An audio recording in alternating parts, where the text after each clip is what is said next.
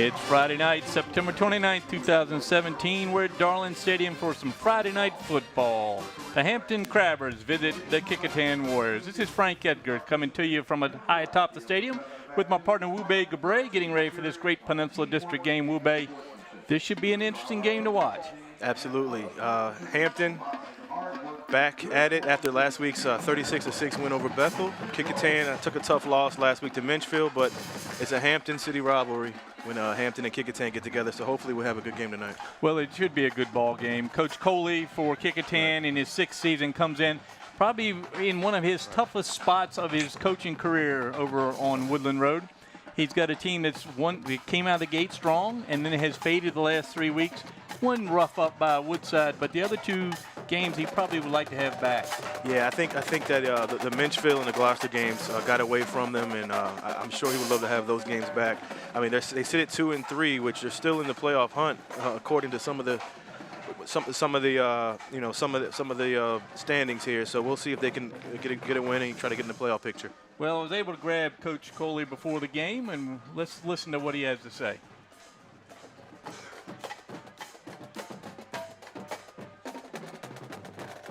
Good to see you again. Your 6th season here in the Peninsula District. How's it going so far?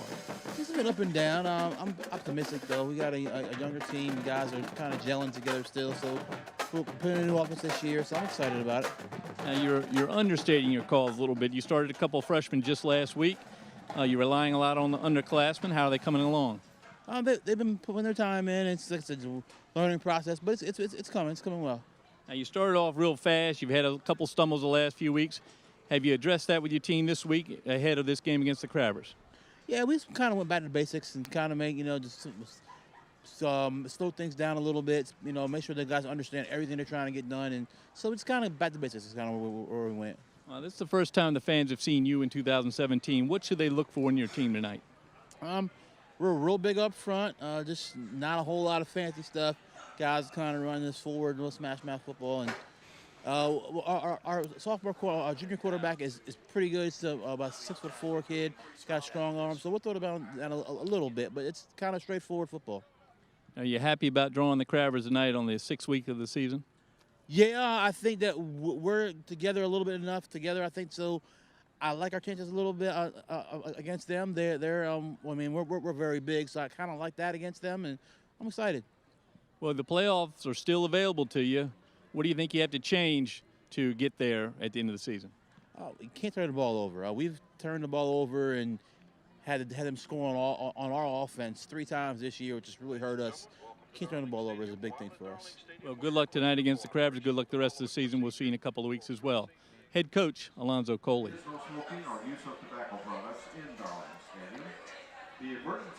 Well, Wube, we always enjoy hearing from Coach Coley, and I know he's got a lot of confidence coming in tonight. He's hoping that this matchup will spur his team on.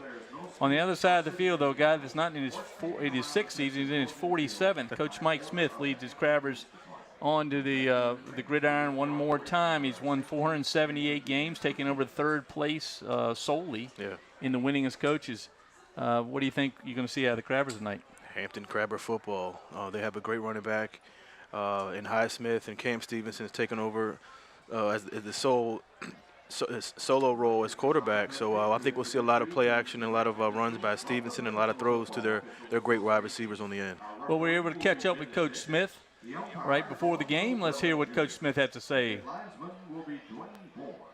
I'm here tonight with head coach Mike Smith of Hampton High School. Coach Smith, good win last week. What did you see last week you liked, and what did you see last week you had to work on this week? Well, the biggest thing that Donald found that kind of caught my attention, we won the game, and every week you continue to work.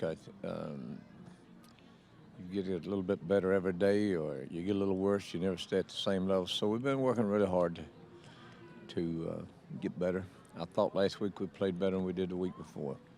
And I guess that's the goal all year long. Every year, every day. Well, no, it's hard to convince them of that sometimes, but we saw your quarterback Cam Stevenson break out on the passing game in the second half. Did you like what you saw from his arm?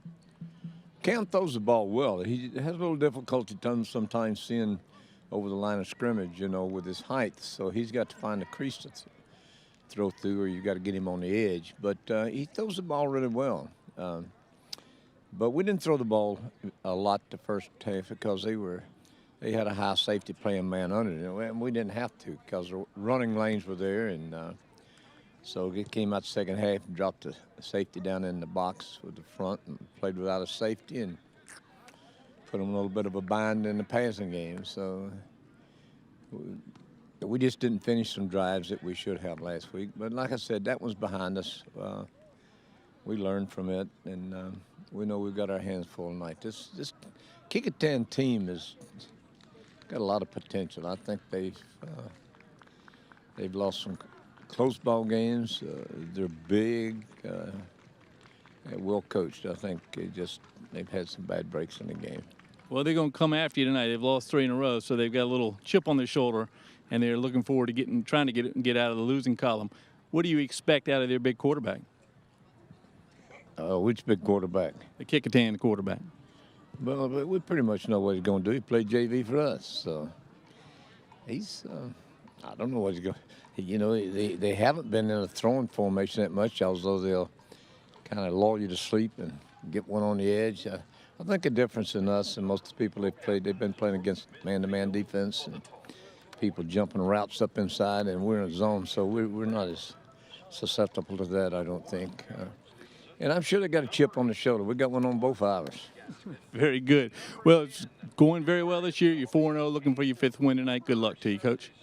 Well, we really haven't been in too much of the heat of the battle yet. It's going to get rougher, and I'm thinking even starting tonight. These guys are very capable at what we're playing, so we have all the respect in the world for them. Very good. Good luck to you. Good luck to the Crabbers. Coach Mike Smith. All right, always entertained to hear from Coach Smith. He's off to a good start this year at 4-0.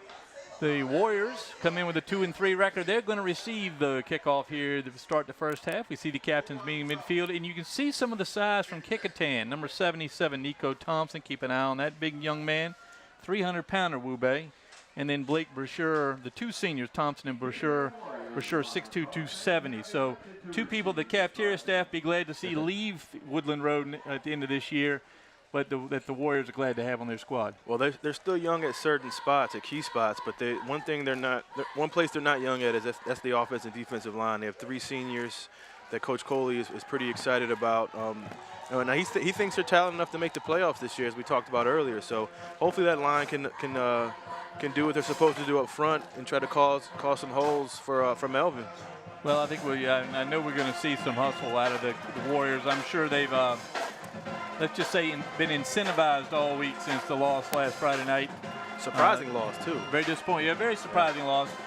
But sometimes you have to be knocked down before you get up, and I know Coach Coley's ready to go. We didn't get a chance to speak to many of the players tonight, but they all seem really excited. They always have a good group here at Darling Stadium to support them. Late arriving crowd again. Yeah. And listen, I want to tell you fans, if you're home tonight, you shouldn't be. You should be right here. It is beautiful tonight. We've had the remnants of Hurricane Maria scoot by us the last couple of days. The field is in great shape, not too wet, all green, and the weather is just a little bit cool and makes it very pleasant to play football. It is a great night. You know, we've had rain the last couple of weeks, and it's good to see a great Friday night.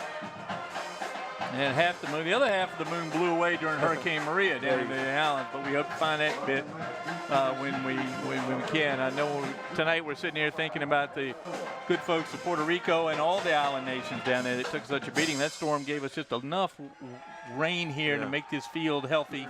It looks great. It is a crisp night. Temperature's down probably 10 degrees from the last couple of days. The Crabbers going to kick off here. And is that going to be Martin to kick off? Julian Looks Martin? like it's Martin. They haven't used. Oh, it's 61. This is, well, it looks the size of Martin, but it's not. It's a left footer.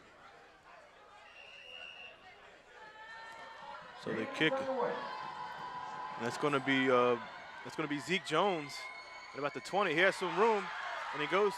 Good gain about the 41-yard line for Zeke Jones. Great acceleration right through the the middle there. Gaskins brings him down. You're going to hear Gaskins' name called all night. Gaskins, good two-way player for the Crabbers.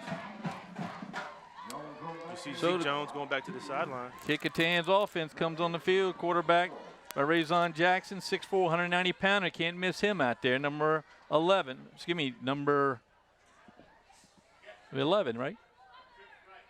Big, tall quarterback. Good size kid.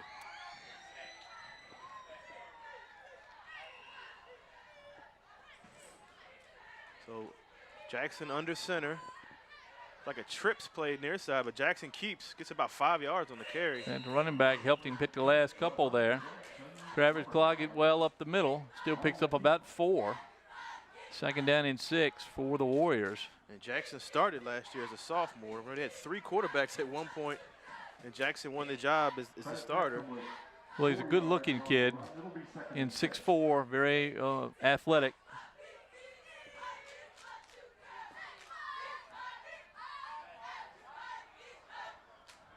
So the pickup of 4. This time it goes to the running back. That's Bessie, 5'9", 165 junior. Didn't hear much about him in pregame, but Nicole puts him in early. Well, 2 runs, they pick up 10 yards. Just a little over 10 yards for the first down for the Warriors. Crabbers, I imagine, are going to be surprised tonight. I don't think they know what Kecoughtan's going to go to. Kecoughtan kind of in that desperation mode. Yeah. And I know Coach Coley's going to put in a few surprise things, trying to maybe pick up a trick play. As you see, they have trips near side. Jackson under center with Bessie in the backfield. This time he fakes to Bessie and keeps. Another good game by Jackson. And running the ball well, right up the middle so far, 3 plays. Jackson picks up about 6. As again, Jackson, sophomore quarterback last year. This year he's a junior. Kecoughtan with a good opening drive. It'll be 2nd and 3 for the Warriors. So pickup of 7 is going to be 2nd and 3 now for Kecoughtan at the 49-yard line. This time it goes to Zeke Jones, far side. It gets a good gain.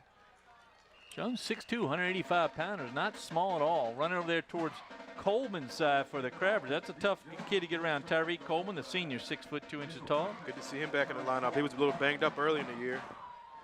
Coleman, you see Kevin Foster out there, number 72, number 44, Samari Smith. And watch that number 54 out there, Wanye Majette. Majette is a great hitter. Got a good sense for finding the football. They're going to do a measurement here, Frank. As you see the Crabbers on defense.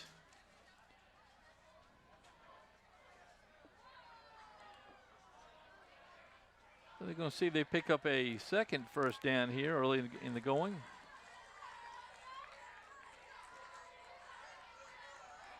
It's going to be short. Yeah. Well, he's got a play to play with. It'd be 3rd and less than a yard. So far, good looking drive for Kecoughtan. All runs. Kecoughtan started off this year with a couple good wins, one over Churchland, one over Bethel. Then dropped a 44-0 contest to Woodside, which it wasn't probably that big of a surprise given the Woodside's size and history in the league. I think Gloucester came in here to Darling and beat the Warriors 29-10, and Minchville Monarchs came all the way from Newport News to beat them 23-14. Those are the 2 games I think that stick in Coach Coley's craw, and he's going to try to right that ship tonight. Yeah, very surprised by the Minchville score. Again, Kecoughtan goes with trips near side with Bessie in the backfield. Jackson under center. It's going to be 3rd and inches. And Jackson gets it. 6'4" frame, lunges over the mark and gets the first down. And all he had to do was lean over the top. That's number 54 there in the Warriors, Blake Brashear, the senior. A 3-year starter. He and Thompson are now with 3-year starters apiece. They were 9-3 in 2014, their freshman year, 5-7 their sophomore, 2-8 last year. I know they want to do better than that here in their senior season. I mean, when they 2 are really the rare freshmen, of seniors that are starting for the Warriors. Well, they're used to winning. You know, the first couple of years they got into the playoffs, and last year was uncharacteristic in their standards. As Jackson picks up the first down, 1st and 10 from the 38. Still that same formation with trips near side. This time Beeman gets it behind Jackson. He gets a good gain. Just straight up the middle every time. Nothing fancy here. I'm sorry, that was Melvin. Couldn't see the number. Jonathan Melvin, who wearing number 12. Not 100% according to Coach Coley, but he's in there with that carry. That was Jonathan Melvin. He started at quarterback last year. He did, and had a decent time back there early on. So it's pick up a 5 by Melvin. 2nd and 5 from the 33. Jackson. This time he fakes to Melvin and keeps. They like this play here as the flag is thrown late. Yeah, Coleman on the tackle, helped by Gaskins. Johnny Gaskins, a two-way player for the Crabbers. There's a good shot of Rajon Jackson. The Warriors moving the ball. The flag may stop them. Let's see what they call it. It's going to come back against Kecoughtan, it looks like. It's probably going to be a hold. Yeah, that's what it is. One of those mistakes that Coach Coley knows he cannot incur too many times tonight. Especially with the good drive they have going right now.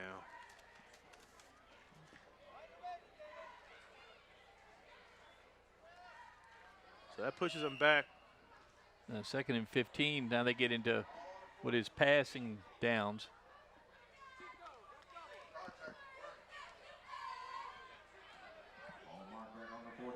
So it's going to 2nd and 14 now. From the 43 is Jackson. Another keep. He gets a good push.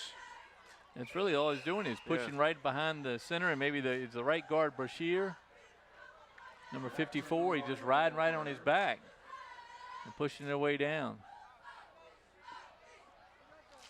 So 3rd and 10. May have to see a pass here. You see Jackson and Zeke Jones going back to the huddle. There's big Nico Thompson, the right tackle, Brashear to his left, number 54. So Thompson 77, Brashear 54. They're going to run. They're going to go over top of them in the center there. Thomas is 310. Jackson fakes to Melvin. They love this play. This time it's near side. He loses the ball. He got it back. Dangerous plays. He got his legs caught underneath him, but able to get himself straightened out. 72 is Kevin Foster, the 6'2" junior lineman for the Crabbers.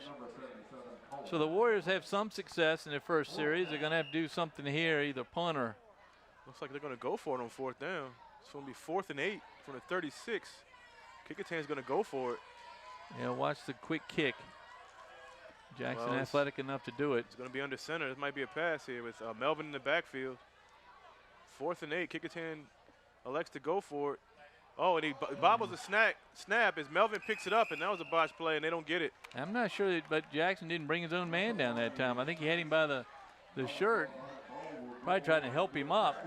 Ended up falling on top. So no punt there by the Warriors. Crabbers take over on downs at their own 36-yard line. You're going to see Cam Stevenson, the quarterback for the Crabbers. Cam wears number 1, 5'7". Senior. Young man, very athletic. Last week we watched him against the Bethel Bruins. He ran the ball nearly 10 times in the first quarter and a half. In the second half, he probably threw 10 passes. But he's a Kecoughtan transfer. Senior year, as you said. You got Elijah Highsmith wearing number 15 behind him, deep in the backfield there. See, Stevenson gives up a few inches to his center, Julian Martin. Martin listed at 5'11". You have Jernigan is the fullback, 35, more like an H-back. Stevenson under center. Fakes to Jernigan. He keeps near side. Good move by Stevenson. Gets about 3 or 4 yards on the play. Well, real good recognition. The Warriors either staying home wisely or maybe a little late didn't bite on the fake, but they're able to bring him down. We watched Stevenson run a few plays like that last week, picked up 10 or 15 yards. This time he's going to have to settle for 5. 4 yards. Jim Schaffner, a great voice of Darling Stadium with us, and friend of ours. So pick up a 4, 2nd and 6 from the 40. Good look at Brazier right over top of the center for the Warriors. He and Martin, a good matchup. This time Stevenson's in the shotgun. This time it goes to Highsmith, near side. Good stiff arm, but he's closed quickly by that Kecoughtan defense. Good stop. Real good stick there. That's Kecoughtan number 14. Avery Singleton. Great stop by Singleton. He's a safety. Yeah, good standing up. It's Avery Singleton, who I think Singleton's been a player of the game for us here in the last couple of years. Again, I think maybe four seniors, 5 seniors play regularly for the Warriors. He also starts a couple freshmen on the defensive side of the ball. Just a yard pickup there for Highsmith. It's going to be a 3rd and 5 from the 41. You know, we noticed last week, Wu Bei, how often Coach Smith likes to go to the short side of the field with that running game. This time he's got Gaskins left, Bellamy right, along with Banks for the Crabbers. Stevenson is going to pass. It's going to be complete to number 10. That's Bellamy. It's going to be Bellamy. It's going to be really close at the sticks. We'll see where they measure. It's Well, not a good spot from the near sideline, Judge. A lot of closeness on that play, Wu Bei. That was a close pass, almost got picked off. Very close. They might have it by the nose of the football, but looking at that angle. Got a veteran officiating crew tonight. We're very lucky here in the Peninsula District, and I say it every time. The gentlemen come out and do a great job for these young men, and they don't take many years off. They love to be the officials. So they gave a first down for the Crabbers. Yeah. So a little breathing room for the Crabbers out to their own 46. 1st and 10. Let's wonder how quickly we'll see a pass here. That may have been a lateral. Yeah. Although it looked like the pass drifted to the left. I don't think the Crabbers made a completion until 3rd quarter last week. Yeah, they ran most of the first half. And then Mike Smith surprised everyone and had Stevenson rolling out the pass. This time he's in shotgun. It's going to be a quarterback keeper far side. Some good blocks, but good breakaway speed by Stevenson. He breaks 2 or 3 tackles, loses the ball, but it goes out of bounds. That's the old Dave Casper fumble-rooski right there. Pick up a few more yards on the fumble. Man, he's so elusive, man. They can put the ball up there on the 39 of the Warriors. 1st down. Cam Stevenson makes something out of nothing better than most anybody I've seen this season. So shifty and he's small. It's hard to pick up. He's only 5'7", listed at 5'7". And great field vision. That's I think one of his keys, being as small, and 5'6" is of an average height in this country. In football, it is not. So they got the 1st down. 1st and 10 at the 38 of Kecoughtan. Stevenson in shotgun once again. Stevenson goes back to pass. No, he runs. Same play basically on the other side. And Stevenson picks up another 1st down, gain of 15. Well, Wooby, I got to tell you, you could have picked up 15 behind those 2 big linemen from the left side that pulled. That was Shedrick, Kemp Copeland, and Orlando Robinson that led the charge going across towards the far side of the field. And Stevenson just hides right behind them.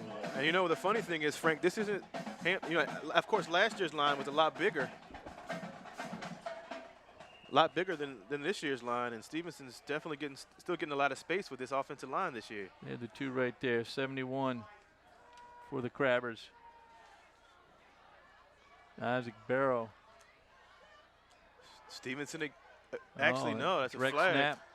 That one's to Banks, who we saw make a beautiful catch last week. The receiver picked up a few yards on the direct snap. 2nd down and about 5? Flag on the play. Penalty on Hampton. So they could try to surprise the Warriors, and it ends up costing the Crabbers. They surprised themselves. How about that?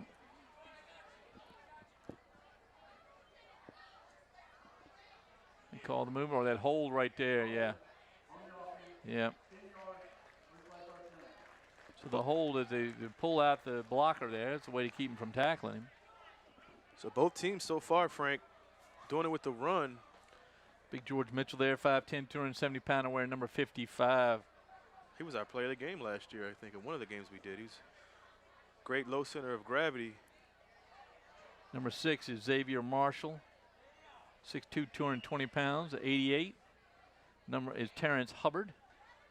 He's a junior, 6'2", 240, so a bunch of little fellows up front. Mitchell we watched fight many times last year and put up a good fight on the line despite his size. So it's Very strong, very agile with those feet. So 1st and 20 from the 35. This time Stevenson goes back to pass. Wide open is Gaskins, and he is in the end zone. Touchdown. That's that's Bellamy. Yeah, Jaquarius Bellamy, or Bones 1 or Bones 2. What a throw. He just beat his Beautiful defender. throw, and all he had to do was run underneath it. So great throw. Stevenson to Bellamy. That's been a combo all year. Yeah, terrific. And that's again, of the 2 games we've done, first half pass we've seen, like downfield. They just lull you to sleep. You see what a beautiful night it is here at Darling Stadium with the golden hour right there. The sun just set. Crabbers going to go for 2, I believe. Are they? Yep. We have yet to see them try to kick an extra point, which could be interesting during the playoff time. Yes, it is. So it's going to be Stevenson in the shotgun. He's going to try to run. He's going to cut it inside, and he gets in almost untouched. I don't think it was touched. You talk about patience. Of course, the Crabbers had a whole wall of blockers over there and able to just create a lane for their quarterback. So they go up 8-0. So a beautiful pass from Stevenson to Bellamy. And I mistakenly said it was Gaskin. Bones Gaskins. 1 and Bones 2. That's they both right. look alike, and here's the pass right here, the touchdown Bellamy's pass. 10. And look at this. Gaskins wears 8. Just simple He out just had to route. run underneath it. Yeah. Oh, that's a tough guy to cover by any cornerback. So Hampton goes up 8-0 on the pass from Stevenson to Bellamy, and then Stevenson on the 2-point conversion. 5:10 left in the first quarter. Well, in a quarter where Kecoughtan was moving the ball, and then they got penalized. That hurt them and stopped it, and then the Crabbers went right down the field. They endured one similar penalty, a 10-yard penalty. A couple big plays from Cam Stevenson and a nice pass to Jaquarius Bellamy. Puts the Crabbers ahead. So Left footer puts his leg into it. And that's Zeke Jones bobbles it, picks it up, and he is stopped at the 25. Good coverage. We saw the Crabber kicker last week. Thought that would be a sore subject, but this one, 61, kicking the ball at the same spot, 20-yard, 15-yard line, and giving it enough lift that his fellow teammates can get underneath it.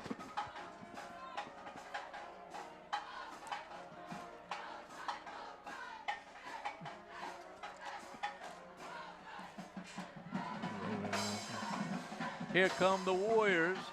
Razon Jackson with number 24, Alicius Bessie.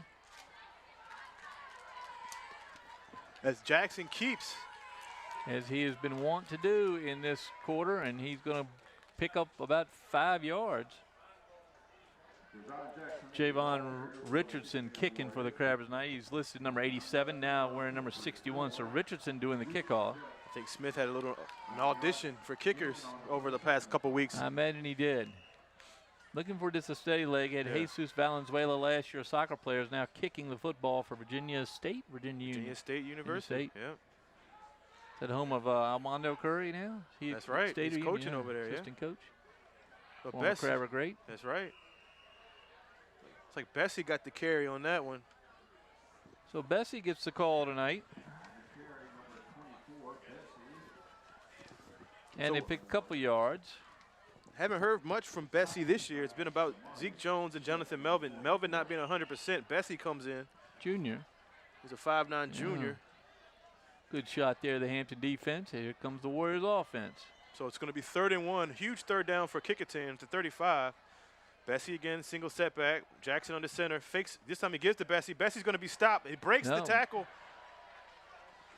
Great pickup there by Bessie for the Warriors. So he was stopped at the line of scrimmage and kept his feet moving and did a spin move and went down the field for the first down.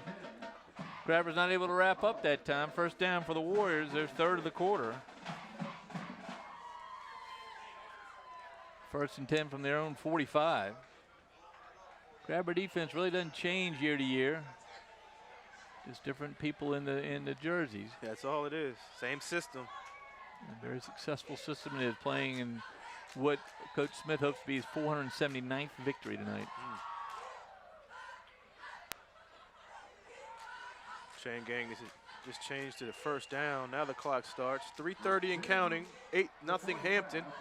1st and 10 from the 45. Jackson with a keeper, but it's going to be is it a flag thrown? Big number 72 for the Crabbers. So timeout Standing Hampton. right in the middle there. There's Kevin Foster, but timeout called by the Crabbers, I think. Yeah, Crabbers called the timeout.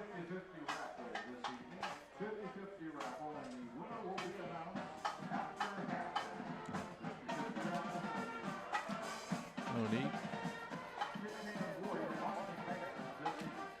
So, 3:24 to go here in the first quarter on a beautiful night at Darling Stadium. 8-0 Hampton Crabbers.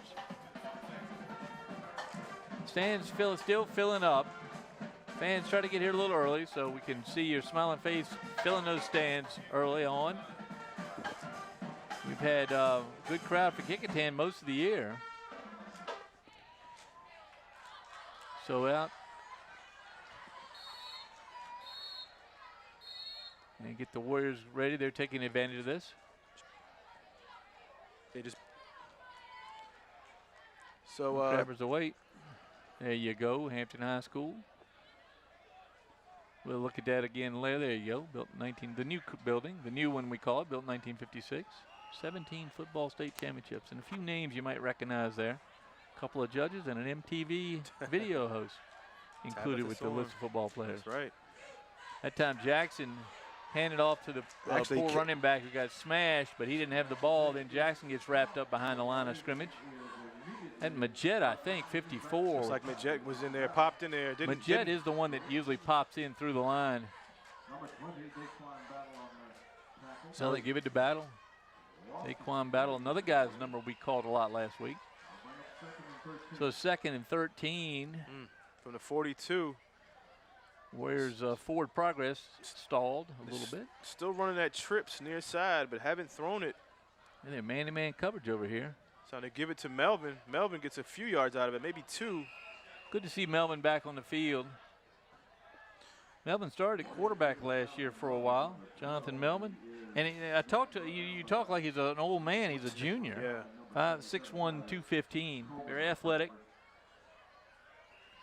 And for a while, I think we had a game where he and Raison Jackson played at quarterback. Yeah, they switched up. Now it's all Jackson at quarterback and Melvin's a running back. He also plays linebacker, but since he's been a little banged up, they haven't played him both ways. And Keyshawn Harris, a junior in the backfield, number 3.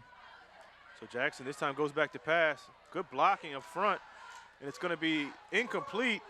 That time a little fight amongst the Crabbers about who was going to intercept it, and it cost them an interception, and both came at the ball. That was a quadruple coverage. Like quad coverage. Yeah. So Kecoughtan's going to have to go back to punt. It's Reese Robinson, the senior. Robinson's been a good kicker for them. Good protection by Jackson on that last throw. Just threw it into a crowd, whereas Zeke Jones may have had a better chance of just running underneath one, a la Jaquarius Bellamy. So Stevenson's deep back at his 20-yard line to receive the kick. He does it all, folks. So Robinson back to kick, a short kick. And the Crabbers got to look out.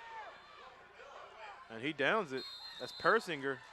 Well, smartly downs it because it's going to take a Hampton bounce. Not a great punt there out of Robinson. Like Xavier Marshall had grabbed that, number 6. So 1st and 10 for the Crabbers. It's about where they got the ball the last time they had a possession. They were able to drive it the whole length of the field. Ended up with a long 30-yard pass from Stevenson to Bellamy. Let's see what he's got in store here in this second set of downs for the Crabbers. Now this is definitely an important series for the Kecoughtan defense. They can't let this game get away from them. With Hampton with the ball at the 37-yard line, 1st and 10. They're up 8-0. Stevenson under center. Handoff, good hit. Real good hit out there. That's Melvin. And Melvin looks like he's in good shape.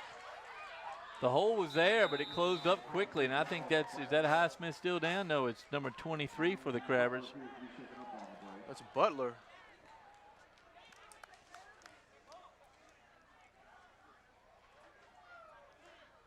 Can't see where it got him. It was a good hit. Maybe he's grabbing maybe the inside of that left leg. Let's hope he's okay. Been a vital part of that offense. Yeah, you don't like to see this. Recruit 757, Coca-Cola, Powerade, Chick-fil-A, Children's Hospital. They're going to send the teams just off the field while they attend to young man. A big thank you to each of those businesses for their generous donations. And it's because of these corporate sponsors that we are able to purchase more equipment for our student athletes. Touching and kind of exploring the left knee a little bit to see. Hopefully he's not that bad. That's the great Rob Ostermeyer right there. What a picture there. That's Steve Fryer again. That genius. Those are two great photographers right there, by the way. That's Rob Ostermeyer of the Daily Press, whose pictures are award-winning. As we watch the young man get up and walk off the field, that's a great sign right there. Yeah, definitely. Didn't But look I good. mentioned Rob Ostermeyer here tonight take pictures, and Steve Fryer, our great sideline cameraman. Steve, there he is right in the huddle. Who was also a Kecoughtan grad. Yeah, he always wanted to be in that huddle, didn't he? He was a basketball and baseball guy. Oh, I thought he was a golf player. He might have done that too. He's pretty athletic. He showed off a little athleticism last week, but fortunately he's okay. Steve has just been wonderful for us for many years now, and he gets great photographs for you right down on the field. Part-time soccer coach now too, as he's coaching his son's team. 2nd and 6 from the 41. Handoff. That time the Warriors line stood up the running back. Then 21, Darrell Butler.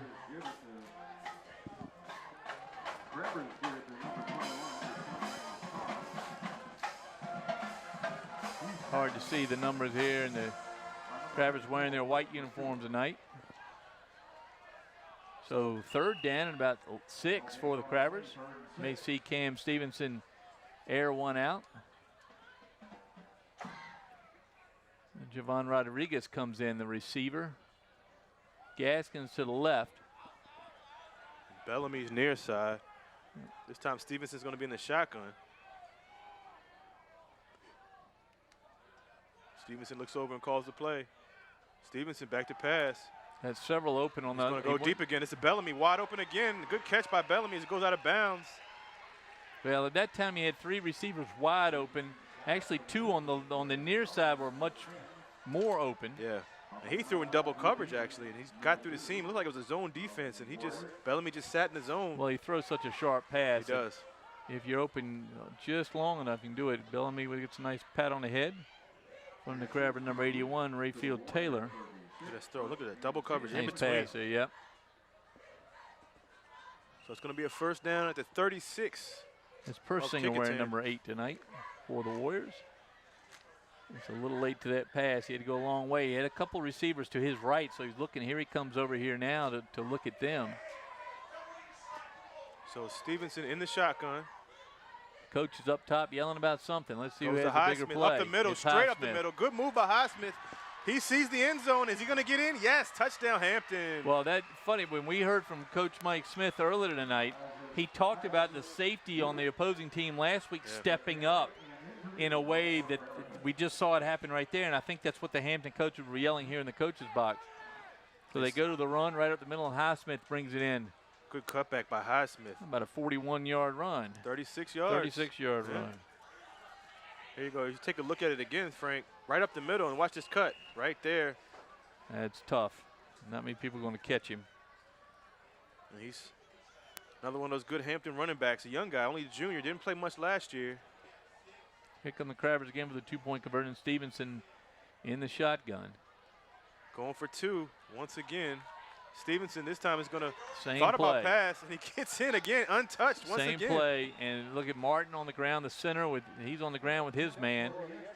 The guard pulls. I mean, it's just a great set of blocks That allows Stevenson to walk into the end zone, or in that time leap like a deer into the end zone. Good shot of the Kecoughtan crowd here as the Crabbers move ahead by 2 touchdowns, 16-0. Kecoughtan fielding a few younger cheerleaders this year. The schools are taking younger kids every day, and so there's a 9th grader. She wants to help Steve out, I think, with the doing chorus. very well, yeah. Well, making her a mark of fame here. Sounds like she wants to go to the huddle and see I what's think going so, on. yeah. It's 16-0, she says. She wants to help out. So here comes Richardson to kick. No, actually, that's Benny Kecoughtan. Oh, it's Kecoughtan again. I'm telling you, Mike Smith has a little audition going on with kickers. Kecoughtan kicked well last week. He Always 20 of the 15. They're not going to kick it in the end zone. Kecoughtan wearing the bright green shoes. Can't miss him.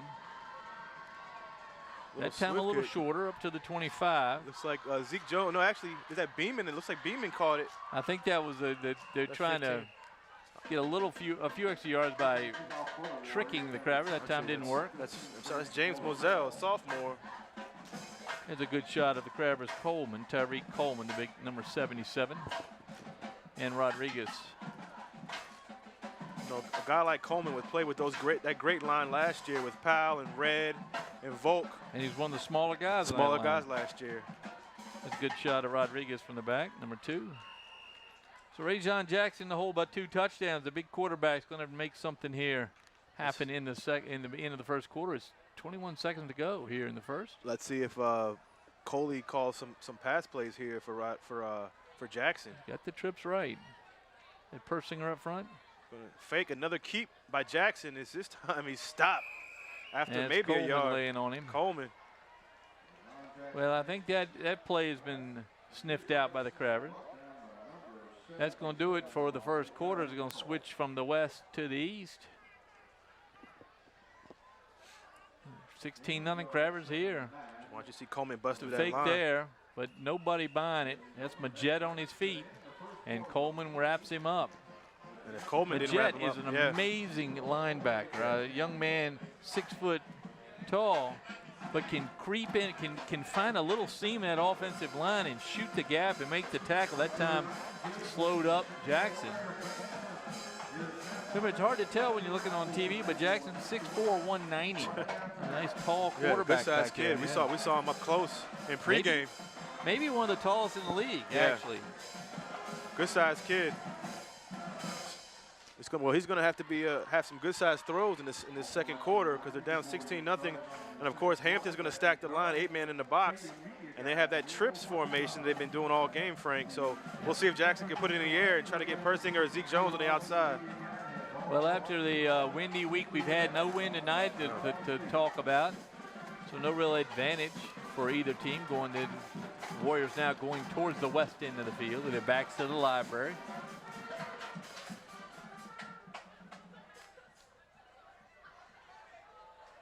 Well, you could see Bellamy on defense here, number 10. Covering number 4, Amari Callaway for the Warriors. 2nd and 9 at the 33, start of the second quarter. Jackson under center. He's got Bessie behind him. This time he's going to go back to pass. It's going to be almost intercepted. Almost 3 Crabbers in a row right there. They could have that picked was it Gaskins. Gaskins almost had the interception on that one. Well, his teammate Bellamy's caught the passes, so he wants one of his own. He did this last week where he was begging for the ball and They finally called came his up number. the interception. Yeah.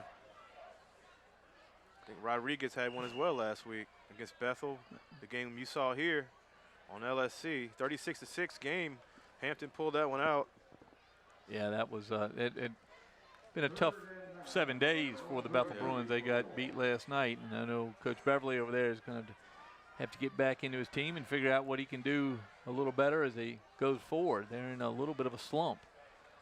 39, Jackson back to pass as we thought he would do in the second quarter. Incomplete. He's knocked down late. That's going to cost the Crabbers. That pass was intended for Jonathan Melvin as he went out in the flat. Well, Jackson hit a couple times after he released the ball. They're going to be very protective of quarterbacks, and they should be. That time it wasn't a hard hit, but it was a late one. That's going to give Kecoughtan a first down.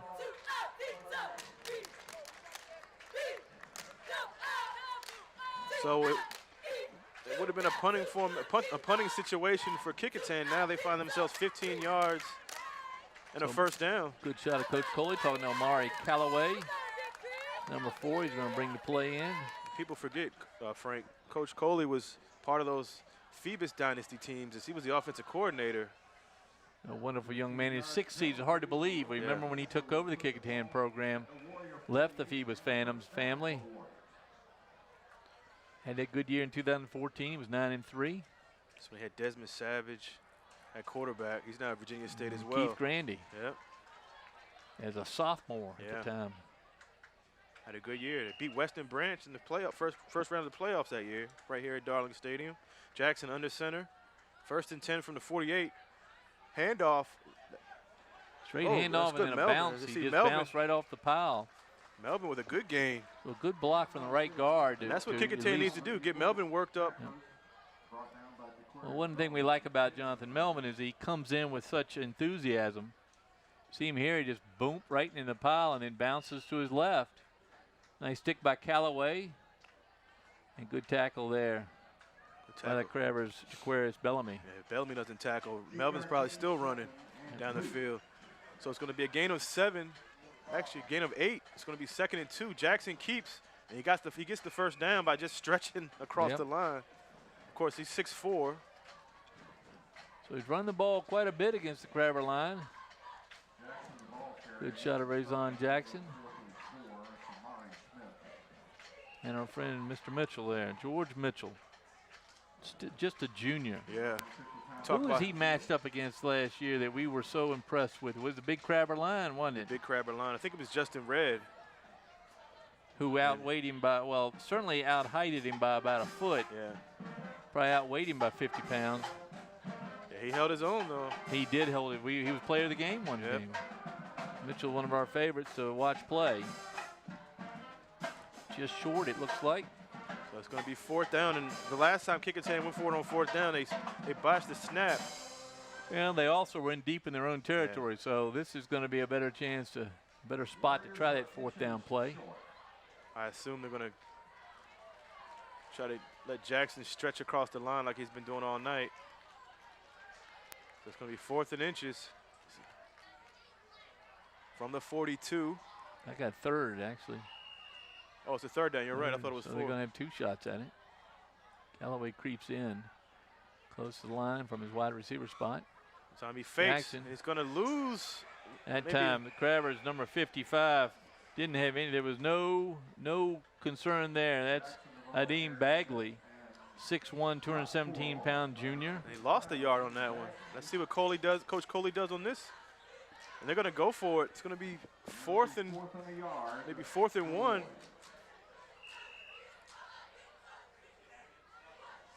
So a huge 4th down, Frank, here. 4th and 1 at the 43. Well, I would just imagine Jackson going to try to find a little seam and just lay down. Pick up that first down and give his team a new set. And this time he's going to give it to Melvin, and Melvin gets the first down and more. That's good push out there by Brashear and Thompson, that right side of the offensive line. So a first down for the Warriors. They've got 6 first downs by my recollection here. I mean, they've been moving the ball. It's just a couple mistakes. That 4th down, and then they couldn't stop Hampton on defense.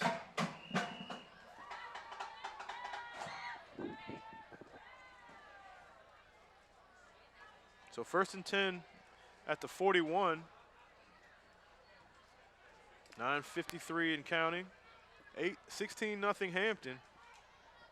Jackson under center. This time he gives it to Melvin. Melvin has some space. He breaks a few tackles. Good pick. Good run by Melvin. Had good success against the Crabber D. That time it took the Crabbers number 11, Elijah Mitchell, to step in there and slow down Melvin. Look at the big power run right behind number 56 for the Kecoughtan offense. That's Chandler Perry, 6'3", 260. You see they don't give up many pounds to go down that line. Get a good chance. Oh, and a fumble by Jackson. As he tried it. It looks like he was trying to fake to Melvin. I'm really surprised it wasn't a penalty on motion. I think the 3 receivers had barely gotten set when that ball was snapped. May have been just a bad communication with the quarterback. So Jackson will come over. Nope, just out of his hand. Yeah. So the Warriors moving back a few yards, 2nd and about 14. So they lost 3 on that. It's going to be actually 2nd and 13 from the 31. 2nd and 13 from the 31. Jackson under center. Melvin right behind him. Trips again, Frank, that formation. And He they fumbled dropped it it again. again. I think this time Hampton might have fell on it. Either Hampton or the Warriors, maybe Thompson Hey, Thompson. or Bashir. So that's the 2nd fumbled snap.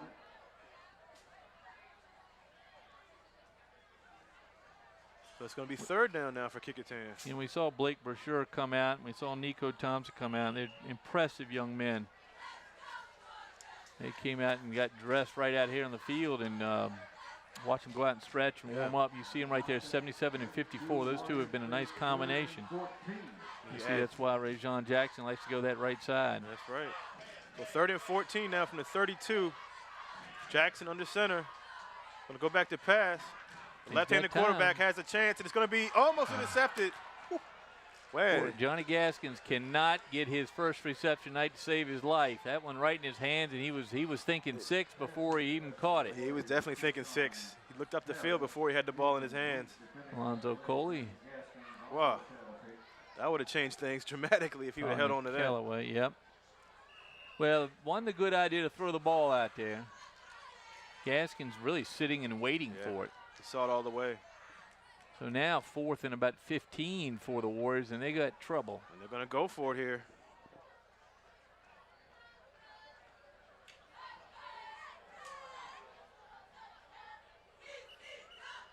Timeout called by Kecoughtan. Coach Cole. He's going to call a play, and it's going to be a good one. So with 8 minutes to go here in the 2nd quarter, 16-0 Hampton, and been all Crabbers. The Warriors have moved the ball a little bit in between the 30-yard lines, but haven't been able to get to threaten the Crabber defense. Good shot of the Kecoughtan cheerleaders tonight. Young ladies have worked very hard. As hard as a football team, they too show up in early August. They too go year-round now. Young ladies that bring out the water bottles to the players, they too are there during August.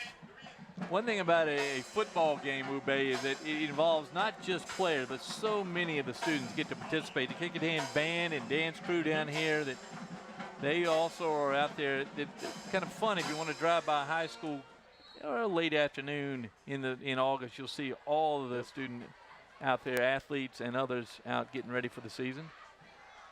Good shot of the band. They had more water coolers out there than the football team. Braxton and I noticed that. Yeah, for sure. They had one every 4 rows. They were quite strategic over there with the water. Another bot drop, snap, and that's going to be it for them. It's 4th down. There's 3 fumbles in the same series. That's amazing. So Majette, of course, in there. Crabbers get the ball on downs. So that's going to be Hampton's ball at the 32-yard line. Yeah, it's Quentin Thomas at center. I don't see anything wrong with the snap. Now he's going to get talked to maybe, but I think Jackson may be thinking. it's George Mitchell getting the word there. Mitchell going to get a breather. I think maybe Jackson's just thinking before he grabs it. Well, it's like Gaskins on the interception. You're thinking a little too far down the road. It's Rodriguez and Bellamy to the near. Johnny Gaskins and Banks to the far for the Crabbers. Stevenson, hand off to Highsmith. Highsmith still on his feet. And he just keeps pushing forward, picking him up 4 yards. Nice second effort by Highsmith. As he has number 15. Marcus Hagens wore that number in high school for the Crabbers. He's now a Virginia position coach. The only assistant coach maintained by Bronco Mendenhall in Charlottesville. And a big, just very big part of that team. He's counted on to introduce Bronco Mendenhall to the local teams. And I'm talking about local east of Mississippi teams. That's right. Because Mendenhall, as the head coach of BYU, recruited heavily in the West and heavily in the Pacific Island. He's big on Samoans. for linemen and very successful in getting them to come to BYU. UVA picked up a big win not too long ago against Boise State. A huge win, Wube. I got home last Friday night, and we'd done the ball game here, and I'd actually gone to bed, and I was checking my news feed just to see if I'd missed anything, and apparently they were playing football in Boise, and the Cavaliers crushed the Boise State Broncos. 42-23, I think it was. It's a big win for that program. Huge win for the program. Mendenhall has done a great job, and with Marcus Hagens on his staff, I think we'll see more and more Peninsula District players go to Charlottesville. Virginia Tech been very successful in recruiting here, and Virginia has in the past. Of course, the two biggest players in the league last year, Daz Newsom for the Hampton Crabbers and Jeremiah Wusu for the Bethel Bruins, both end up in the ACC, but end up at different programs. Well, Wusu at Notre Dame and Newsom at North Carolina. Let's take a look at Kecoughtan High School.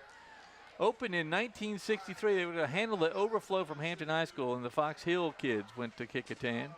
They haven't won a state championship yet, but look at those. It is the bank president, Old Point National Bank's president, Robert Shuford Jr.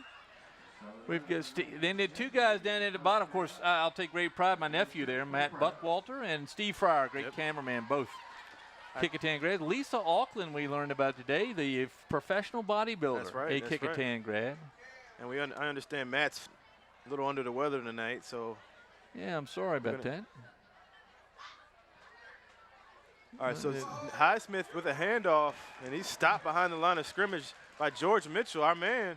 That whole play didn't go well. You saw the left side of the line flinch, and I think the little bit of a delay tipped off Mitchell, and he was able to plug the hole before it was created. Third down and about 7 for the Crabbers. I mentioned Lisa Auckland. You and I have learned a lot about these schools, and we've been around a while. But Kecoughtan, which had its first graduating class in 1965 because they only took sophomores. Very similar to what they did when they started Phoebus in the 70s. They only took juniors, and I believe it was juniors and younger. Well, I was surprised looking back on it. They had no team state championships. That was really very rare in the Peninsula District, right. for sure. They've been close, just haven't been able to get over that Now hump. that great game at Norfolk State. Yeah. When Ronald Curry had won the division for Hampton, and then Kecoughtan came on and lost a close one. They lost a close one. So it's going to be, well, there's Hampton's first delay game penalty of the night. Hampton has been known. They only had one last week, so that's their one for tonight. Good shot of Mitchell there, number 55. The lunch lady's nightmare right there. Look at big 77 Nico Thompson. Number 88 down there. That's Hubbard. Yeah, they better Xavier get some extra sandwiches for those young men. So 3rd and 12 from the 29. Stevenson is shotgun with Highsmith. Stevenson back to pass. He's a blitz, and Bellamy's wide open, and nobody's going to catch him. He stays in bounds. That's a touchdown, Hampton. Easy touchdown. He even accelerates in. So Bellamy with his second touchdown catch of the night. Wide open. That's a 71-yard touchdown. Miscommunication on Kecoughtan on that one. Well, that time I was watching Rodriguez. I was wondering which one the cornerback was going to go with, and they went with Rodriguez, who curled it in. And Bellamy found himself so out of, he almost ran out of bounds. The Thacker family golf cart here supporting the Crabbers as it is every home game. They got it jacked up, the Thacker family does. I believe they're still running the golf cart. Another penalty.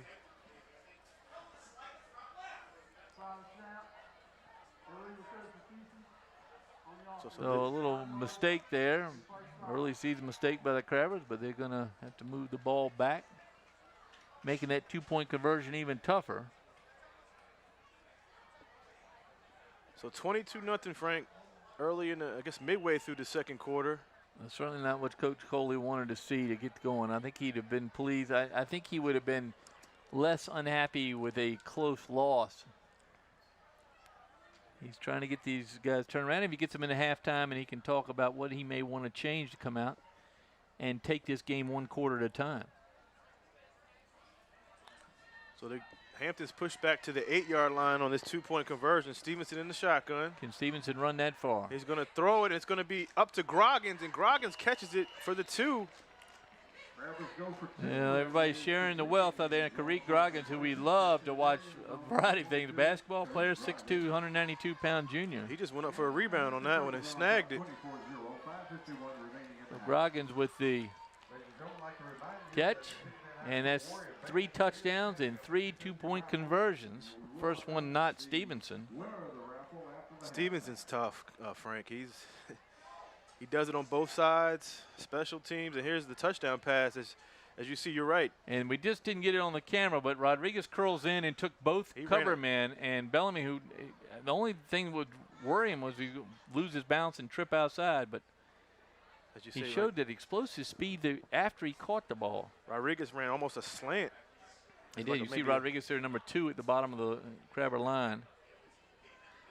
So 24-0, 5:51 to go here in the second quarter. 35, of course, the magic number for the running clock.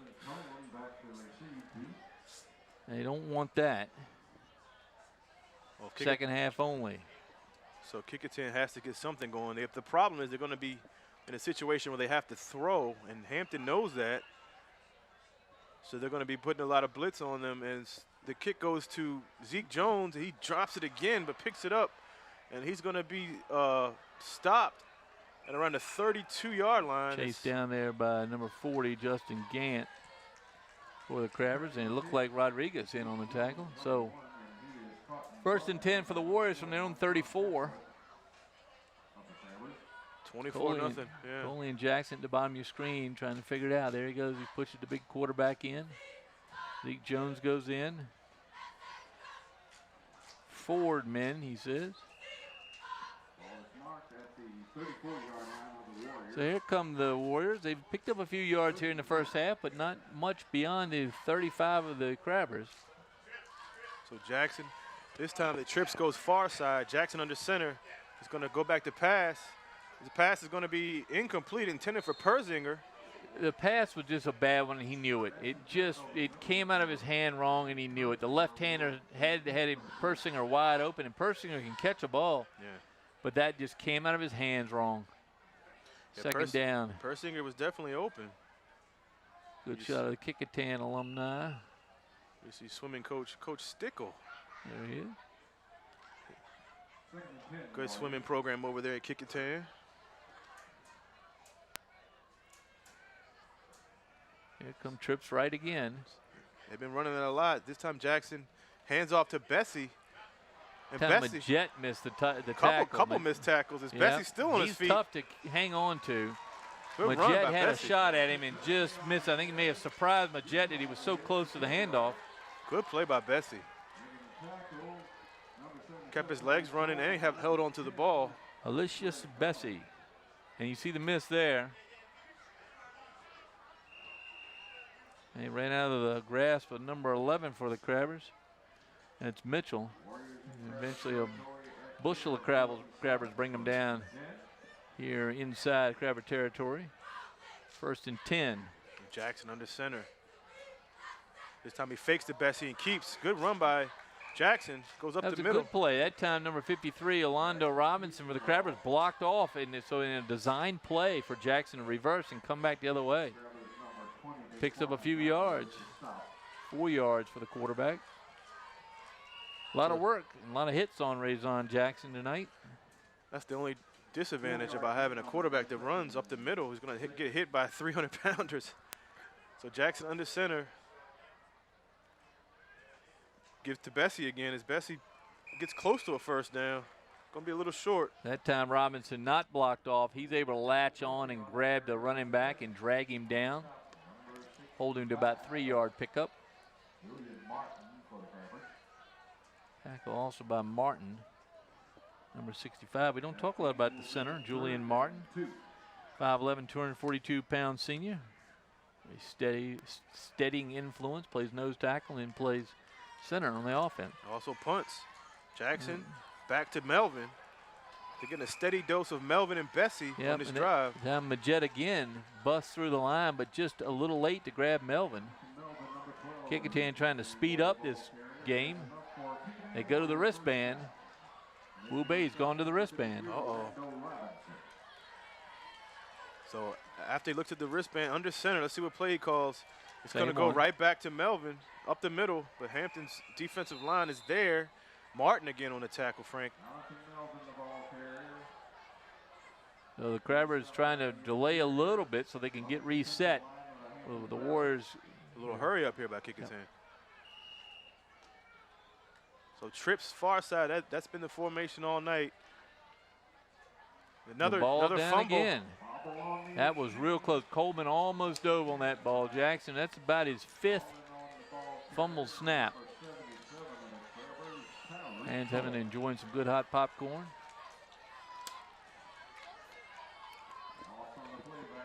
See some golf carts. Yeah. Great Darling Stadium staff. Has a timeout on the field. So Jackson's going to talk it over with Coach Coley. See what they can do to keep this ball moving forward. Got a little drive going right here. They sped up the offense. It's going to be 3rd and 11 though, Frank, at the 35. This is key here. You know, Mike Smith talking to his defense. Johnny Gaskins on the right, number 8.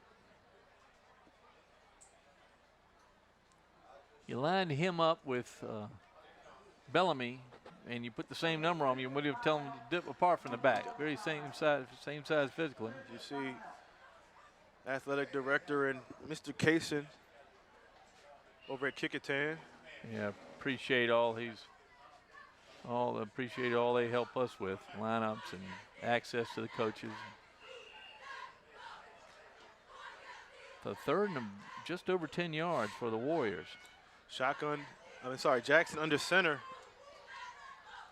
Goes back to pass. He's going to have a pass that's going to be incomplete, intended for Zeke Jones. Looks like a little overthrown. He was open there. It's hard to see, but he was going to. If he could drop it in that pocket, it would have been a completion. It's going to be 4th. Just a little bit overthrown by Jackson.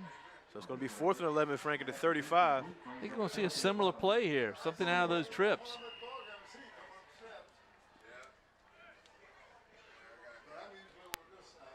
As you see, Bellamy, who caught the touchdown pass, on defense now. Huge 4th down, 4th and 11 from the 35 as Kecoughtan has to make something happen on this drive here. Jackson under center, he's got single setback, goes back to pass. And it's going to be complete. That time I think the Crabbers misread the defense. They had the one linebacker covering the wide receiver, but nobody stepping up in front of that pass catcher. It was Zeke Jones as he limps off the field after the catch. Not a good sign. Jones, one of their speedsters. Yeah. But a 1st down again for Kecoughtan. By my count, at least 8.5. Yet it's the first time they've been inside the 25. So Jackson connects. Good pass from Jackson to Zeke Jones. First Thomas at center there. The big. Oh, was a fumble on the play. Jackson falls on it. Good hit. Real good hit, but man, that ball must be greased tonight as far as Kecoughtan's concerned. Never seen so many drops. That was Deshaun Parham on the hit. It jarred it loose, but Jackson fell on it.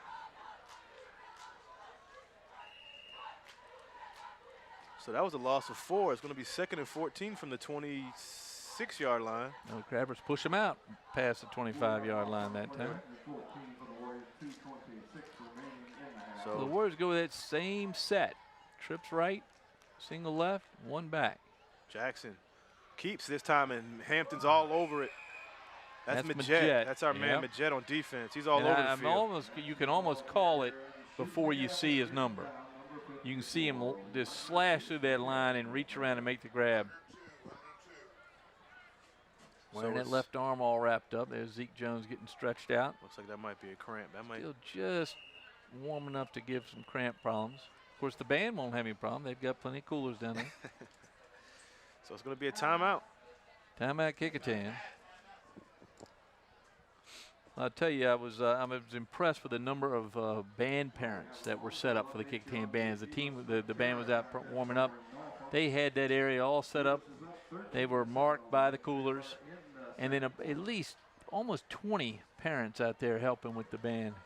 Yeah, Mr. Conti, who's in charge of the band over there, does a great job with that band over there. When we had that Kecoughtan High School graphic handy, I'd love to take a look at those alumni again. We mentioned Lisa Auckland, somebody we've just gotten to know just by looking her up. I don't remember there she is. And then, of course, Rod Mayo played in the NFL. Jake Cave now the AAA Trenton team in the Yankee organization. The late Joanne Davis, a delegate, only the second woman elected on her own right to the House of Delegates. Of course, and Steve Fryer and Matt Buttwalter. We had to put them on there. Yeah, well, I think they slipped their names on there while we weren't looking today. Yeah. Third down. 15 from the 27. Jackson almost fumbles that one. This goes back to pass. It's going to be complete. Great catch out there, right in traffic. That's Callaway, Omari Callaway. He's a little banged up. He got wrapped up, but he held on. Mitchell's going to get him up, moving over. So it's going to be 4th down. He's going to come off. Here's a good shot right here. Oh, good pass, good throw, good catch. I don't know did he catch it helmet to helmet, maybe just a little bit to start the play, or just snap him around. But whatever it did, it rattled him a little bit, so he's going to come off. So it's going to be 4th and 5 from the 17. You know, that's the first time they've thrown Callaway's way. Yeah. Jackson brings the Warriors inside the 20. Jackson this time fakes. Maybe he faked his own self out, but he's going to keep. Well, that time he let Brasseur go ahead of him, but didn't follow him and decided to try to go further outside and maybe picked up a few yards. You see Brasseur pull, number 54 coming right at you. And he's held up by his own guy, and that time no room at the end for Jackson. So Hampton ball on the 15. Let's see if they just clock it or they try to go deep again, as they've had success throwing the ball with Stevenson. 1:17 to go here in the half. 24-0 Crabbers. They take over. Looks like they're going to try. Here comes Stevenson. I think they might try to go deep on this one. They got all the receivers spread out. Highsmith behind Stevenson. Good picture there of the quarterback. Stevenson in shotgun. And nobody, because they didn't see it, did they? Good tackle out there. Highsmith with the carry, but he's smacked at the line of scrimmage by Xavier Marshall. Yeah, Marshall with a good stick. But that time didn't recognize the play, and they should have audibled off. There was only one cornerback on 2 receivers right here in the near. You see Bellamy wide open. Good stick by Marshall, though. So it's gain of 1. It's going to be 2nd and 9. I think Hampton might just let the clock run out, but again, we're talking about Mike Smith. One more play in there, yep. Up comes Martin, the center of the ball. Martin telling the quarterback, let's hurry. Stevenson in shotgun. Back to Highsmith. Kecoughtan's all over it. Marshall slams him down. Saying it's a turnover. The coaches are shouting it's a turnover, but nope, it pops out when the tackler brings him down backwards like that. Mitchell hoping to get the ball for his team. Pleading his case and nobody. Coach Coley thought Steve Fryer. So 3rd and 9 from at the 16. Timeout Kecoughtan. Kecoughtan takes his 3rd of the half. So 19 seconds left. Kecoughtan calls timeout. It's going to be a 3rd and 9 from the 16. I guess what they're hoping for is a turnover and pick up just maybe one play being this close to the end of the field. Well, we got a good halftime guest here tonight. Got the Hall of Famer, Bob Hintz. And people at home now start the DVRs because you want to capture this. One of the new inductees to the Lower Peninsula Athletic Hall of Fame, Robert Bob Hintz. You may have heard of him probably on the games that precede this and then follow this. You hear him. One of the most popular topics of conversation every 7-Eleven I go into is how's Bob Hintz? 35 years in the broadcasting business here on WHCS and LSC. the Iowan native, and just got back from his college reunion. 62nd. That's what he claims. High school reunion, 62nd? Yes. Yeah. They hold it in September right after the harvesting out there. All the guys could still make it. So it's 3rd and 9 from the 16. Stevenson under shotgun. I'm sorry, under center. He keeps, and they're just going to let the clock run out. If Stevenson gets about a 1-yard gain, Kecoughtan Well, no more timeouts for Kecoughtan, timeout. so they're going to let the clock run out here. Craver's going to go into halftime leading 24-0. So just what we expected out of the Cravers, a lot of running, but 2 big passes. We didn't see those till late in the 3rd last week. We see them here in the 1st and 2nd quarter. And that's going to bring this halftime. 24-0 Cravers. We're going to be back in just a minute with our halftime guest, Bob Hens. Stay with us.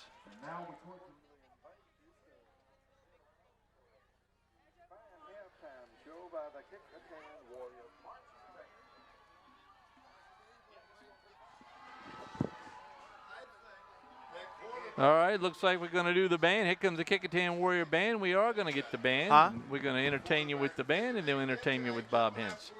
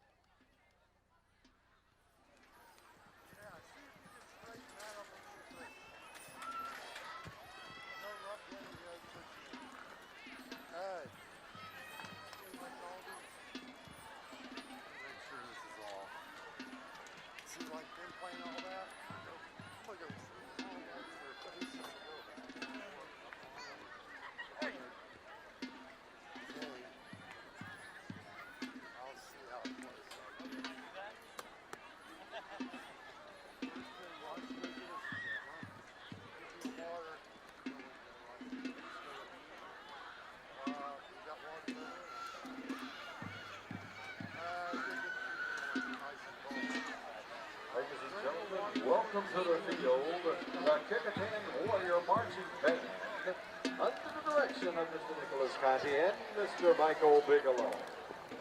The band presents its show for 2017, The Spanish Night.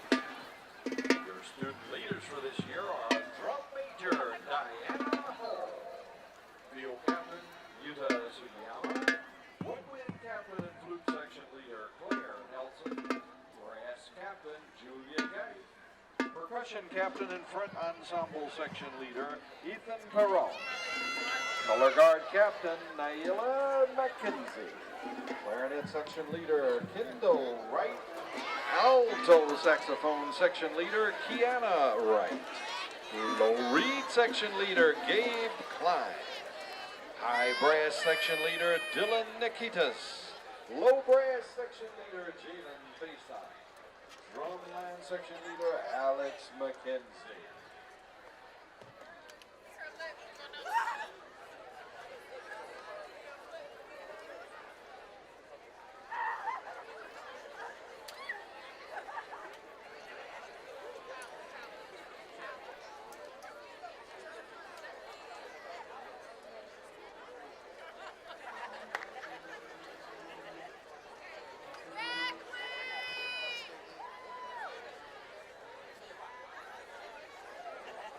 Drum Major Diana Hall, is your band ready?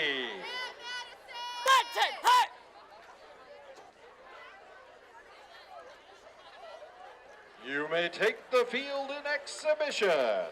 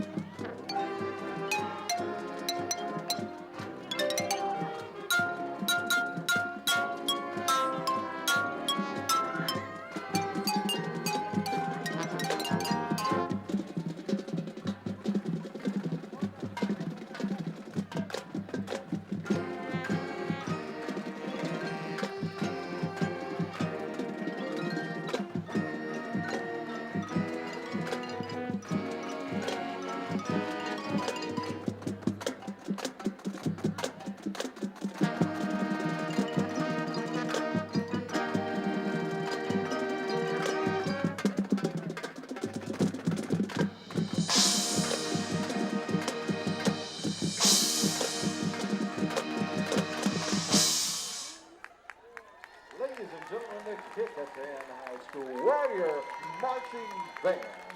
We thank them for their skill, precision, and musicianship.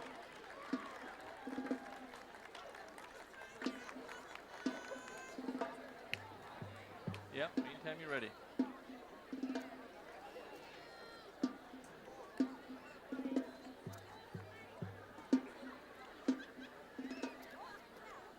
Well, let's call me Bob. Ladies and gentlemen, has just been handed the winning number for tonight's 50th raffle.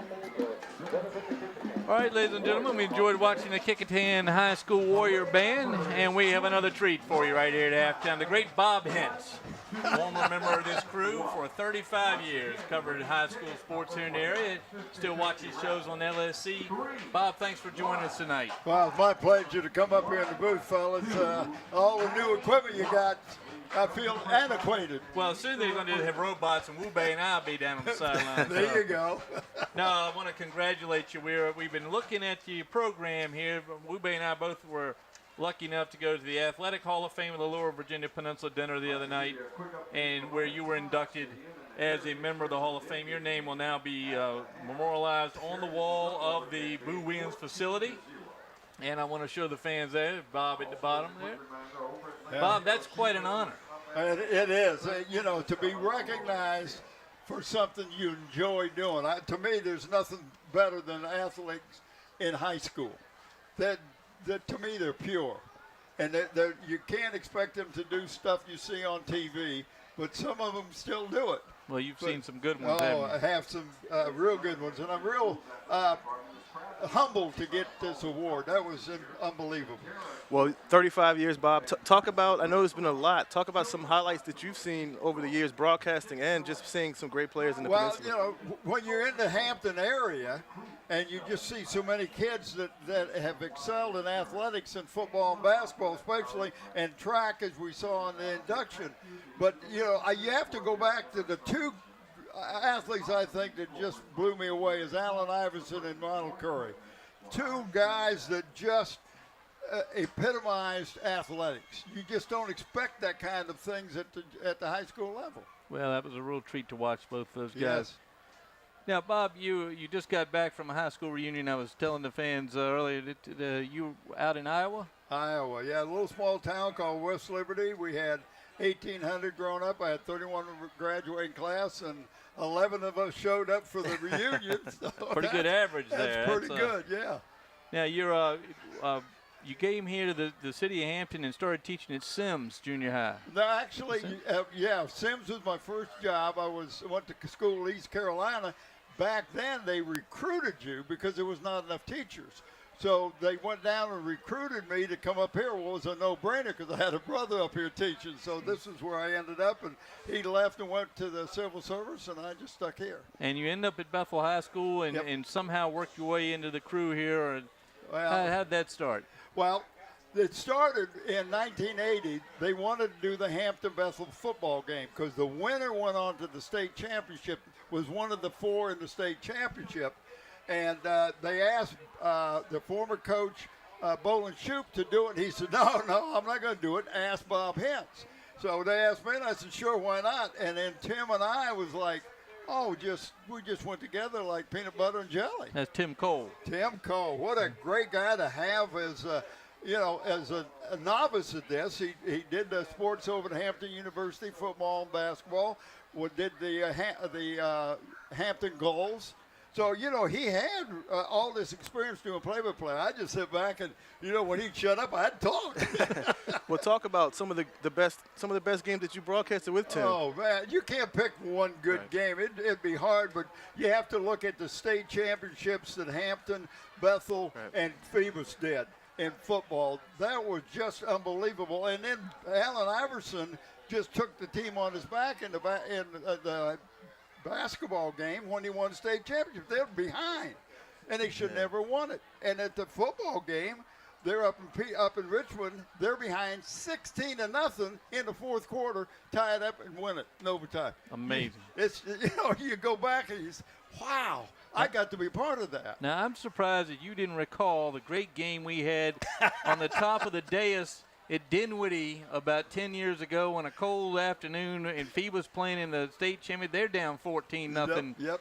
And we had the great Scotty Bowers feeding Scotty. us before the game with a grill, and then we were up on this scaffolding that we had to climb a fence to get up on the scaffolding to bring that game. Well, what was neat about it, Scotty had that cooking hat on, and he'd flipping burgers, and we just had a ball. That was great. But Scotty was the man that really brought this to the next level. You had the guy down at TBS going to do an all 24-hour show on sport on the news. No way you can do it. Scotty did it on high school sports. Right. And with LSC, you just can't imagine something like that happening. Dr. Sam Still was the first guy. Scotty came the year after I was there, and then he just took this ball and ran with it. Talk a little bit about Sports Time, how that started, and some of the guests we've had. Here. This guy and me, we got together, and he said, we need to do this. And I said, well, why not? And so we started doing Sports Time, and I don't know how many we do, about 200. I had you in to do Sports Time. You and I did a 100-thing show. A lot of the people at the induction, Boo Williams and Bud Porter, and the guy from the Daily Press, David Lynn Burke. Yep. I've had them all in. Yeah. So, it was nice to see this, but everybody had their own little niche. Right. And I think one of the best ones that I did was with Jess Kersey. I thought Jess Kersey was such a nice guy. Sent me a thank you.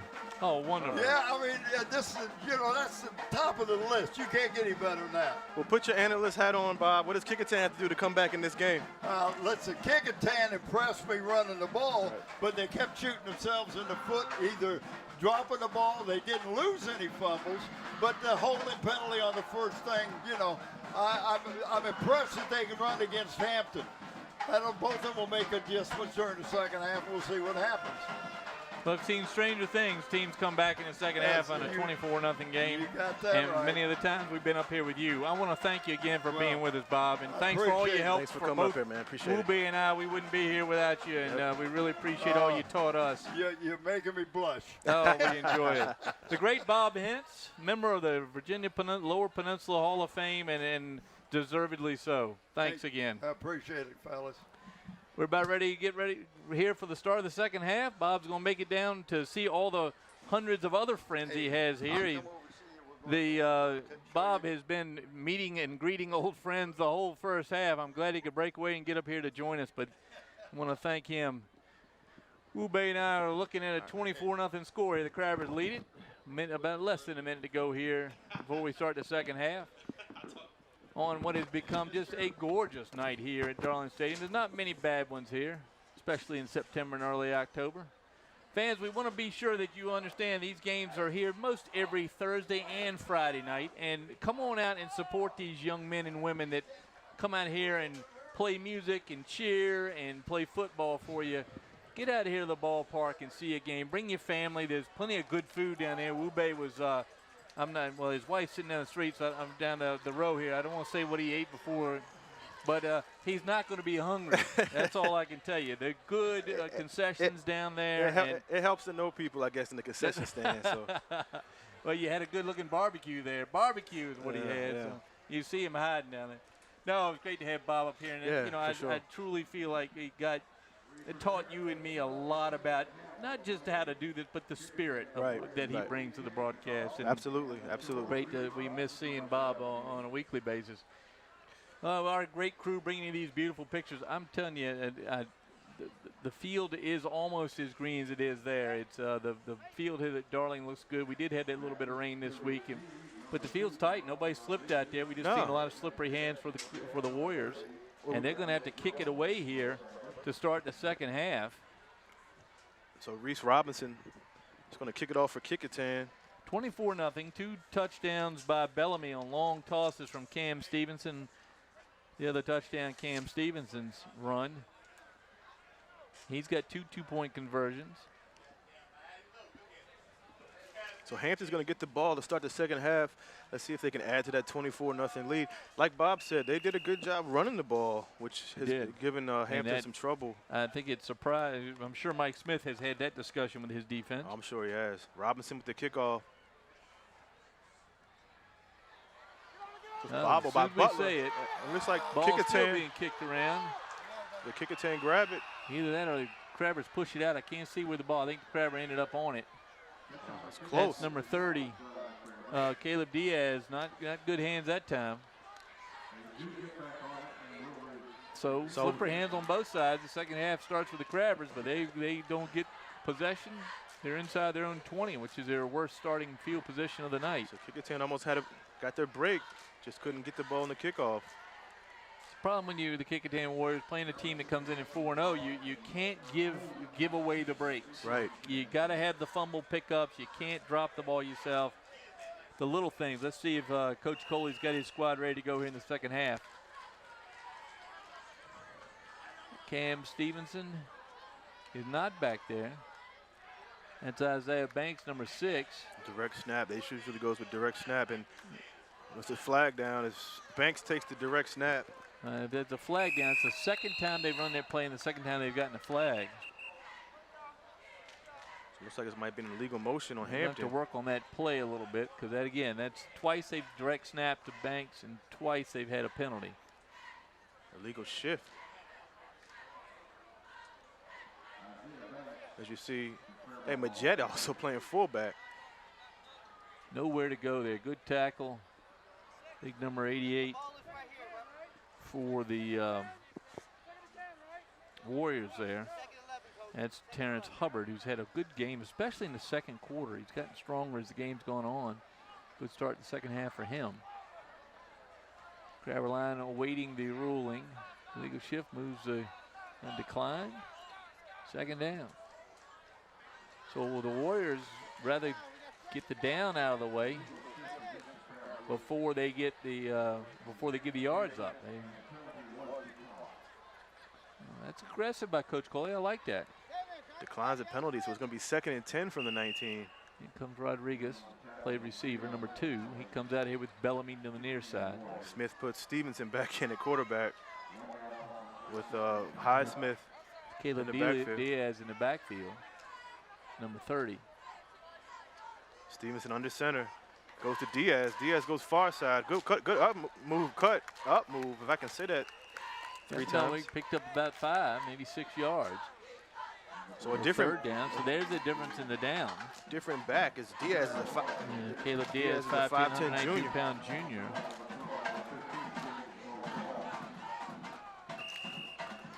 So the Warriors trying to secure some better field position here in this half, force the Crabbers into punting for the first time. So it's looks like it's going to be 3rd and 6 Yeah, about 6. from the 23. Stevenson under center. Draw play. No room for Highsmith. And ball down again. That time popped down on the ground. Is that That was Highsmith or Butler. Diaz? It was like it's Butler on the carry. Was it? Because whoever it was, he dropped it. So it's going to be 4th down as Bethel goes back to punt. I think this might be their first punt of the night, Frank. Yep, you see the Martin back in punting formation. Snapper number 9, Khalil Gunn. The first punt for the Crabbers. A little late substitution for the Warriors. Zeke Jones back at the 40 to receive the punt. Martin, good punt by Martin. Zeke Jones gets it, no fair catch. He's going to get it, and he's going to get wrapped up. Actually, he gets out of a tackle, but this time he's brought down. Well, good coverage there. Number 12 looks like Max. That's on Petrowski, was it? Who was it? 11, excuse me. Elijah Mitchell in. Maybe Rodriguez in the 2, where I saw the 2. So Zeke So Jones. Warriors do well on the defense in the first series here in the second half. They have it 1st and 10 from their own 46-yard line. You see Zeke Catches Jones. it about the 48. He's had some trouble on special teams in this game, but he didn't bobble that one. Got away from one tackle. That's number 40, Justin Gant. Here come the Warriors. New quarterback for the Warriors, number 12. Jonathan Melvin, who played quarterback last year. He goes under center. He's going to fake the pass, but he's not going to go anywhere as a host of Crabbers get him and knock him down. Tyrell McKinney on the stop that time for the Crabbers as he read that all the way. So Not moving forward quick enough. Coach Coley elected to go with Melvin. Melvin played a little Melvin's gonna quarterback stay, last yeah. year. I don't see Jackson. Do you see him? Oh, there he is. Okay, he's going to step back in. So he keeps both of them in. Zeke Jones on the sideline. So they lost 1 yard on that play. 2nd and 11. They break the huddle with 12. Now there's a little confusion. Bessie comes in late, goes in the backfield. So Jackson goes to Bessie. Bessie stopped around That was the crazy 49-yard lineup. line. He ran all the way to the sideline Yeah. thinking he's coming off and then went right back, put his hand down, they snapped the ball. He picks up about 4. So a little confusion. Is it going to be 3rd down for Kecoughtan? I would say a lot of confusion, but they picked up 4.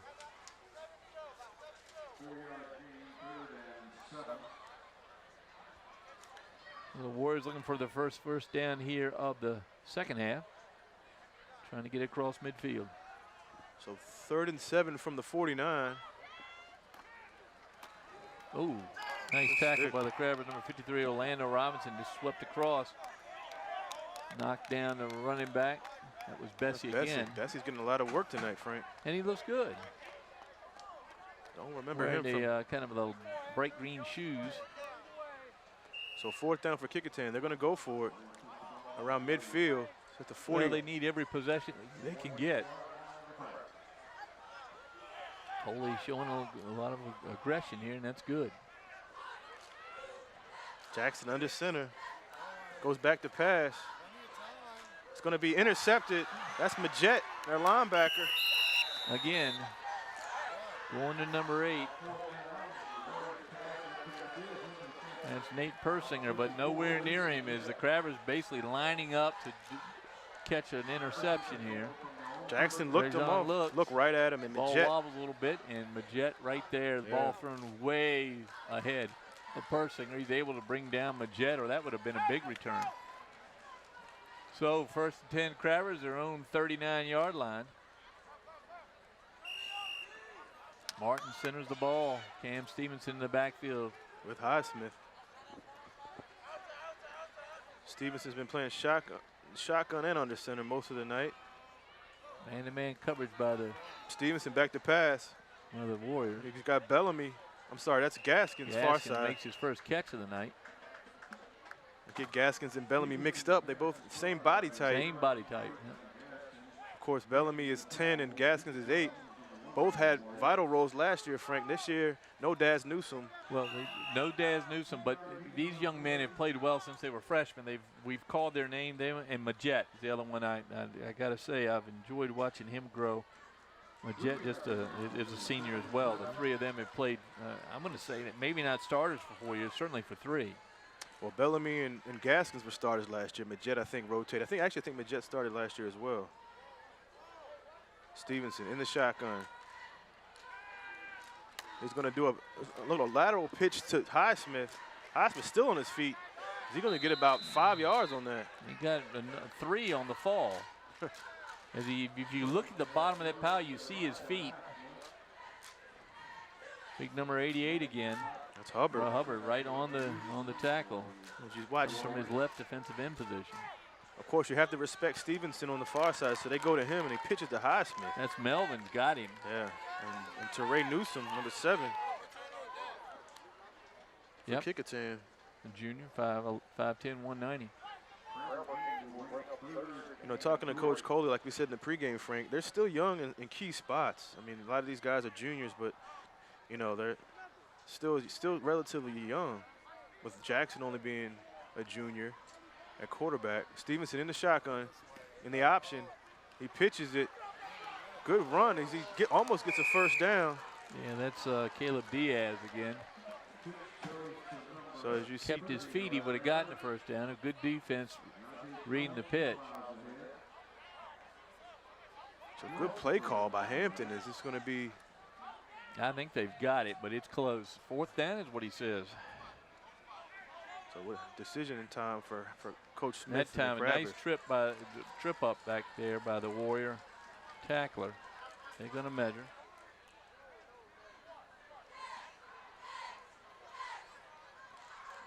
And they're going to measure tonight, apparently. Here they come. That's close.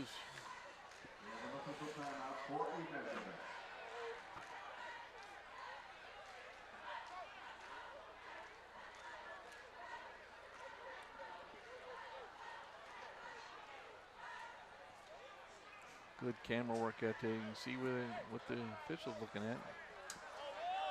Got it by a nose. First down, Hampton. So first down here with 5:44 to go in the third. 24-0 Crabbers. They're trying to drive for another touchdown. We'll see if Mike Smith opens up the offense even more here in the second half. Went to the pass early in the first.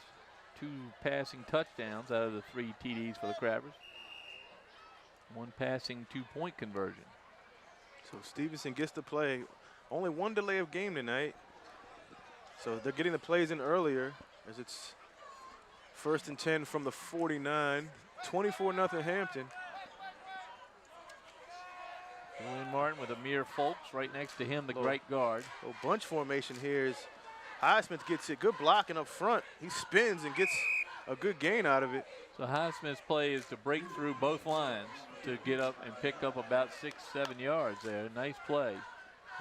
As number 75 for the Crabbers. Zeke Jones is limping again for Kecoughtan.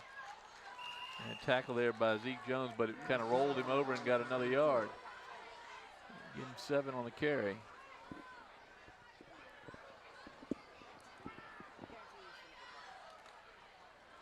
So they gave him 8. 2nd and 2 from the 43. Bunched formation again.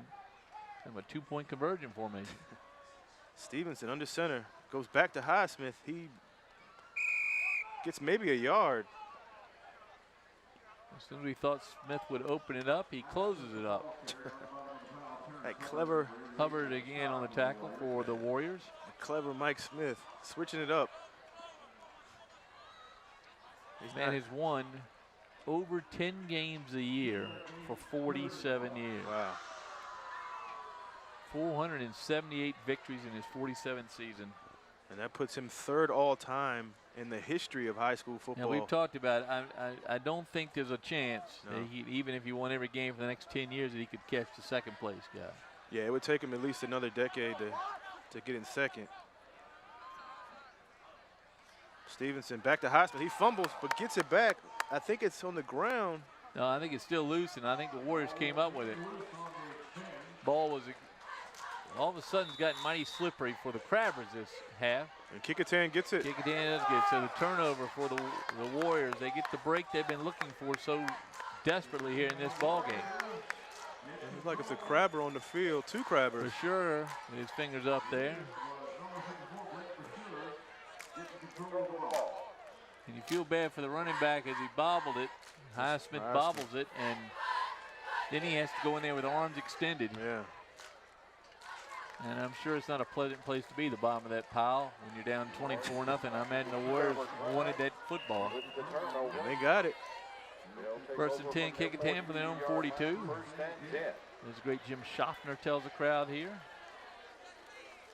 There's Coach Stickle of the Kecoughtan swim team. It's a good program over there. Always has been.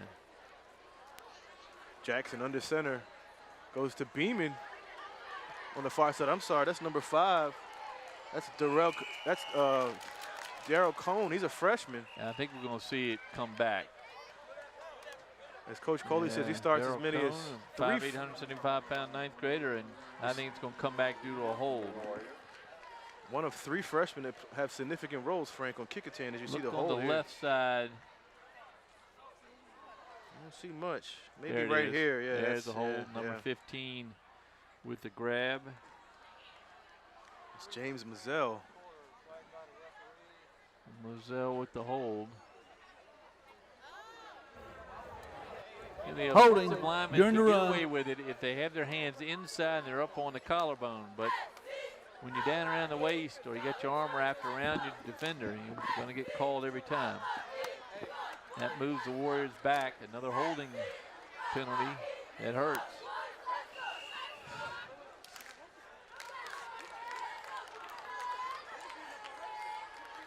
Oh, handoff, Jackson. That time, Orlando Robinson in on the tackle. He comes in from his defensive end spot very quickly. That was Bessie again. Bessie picks up maybe 3.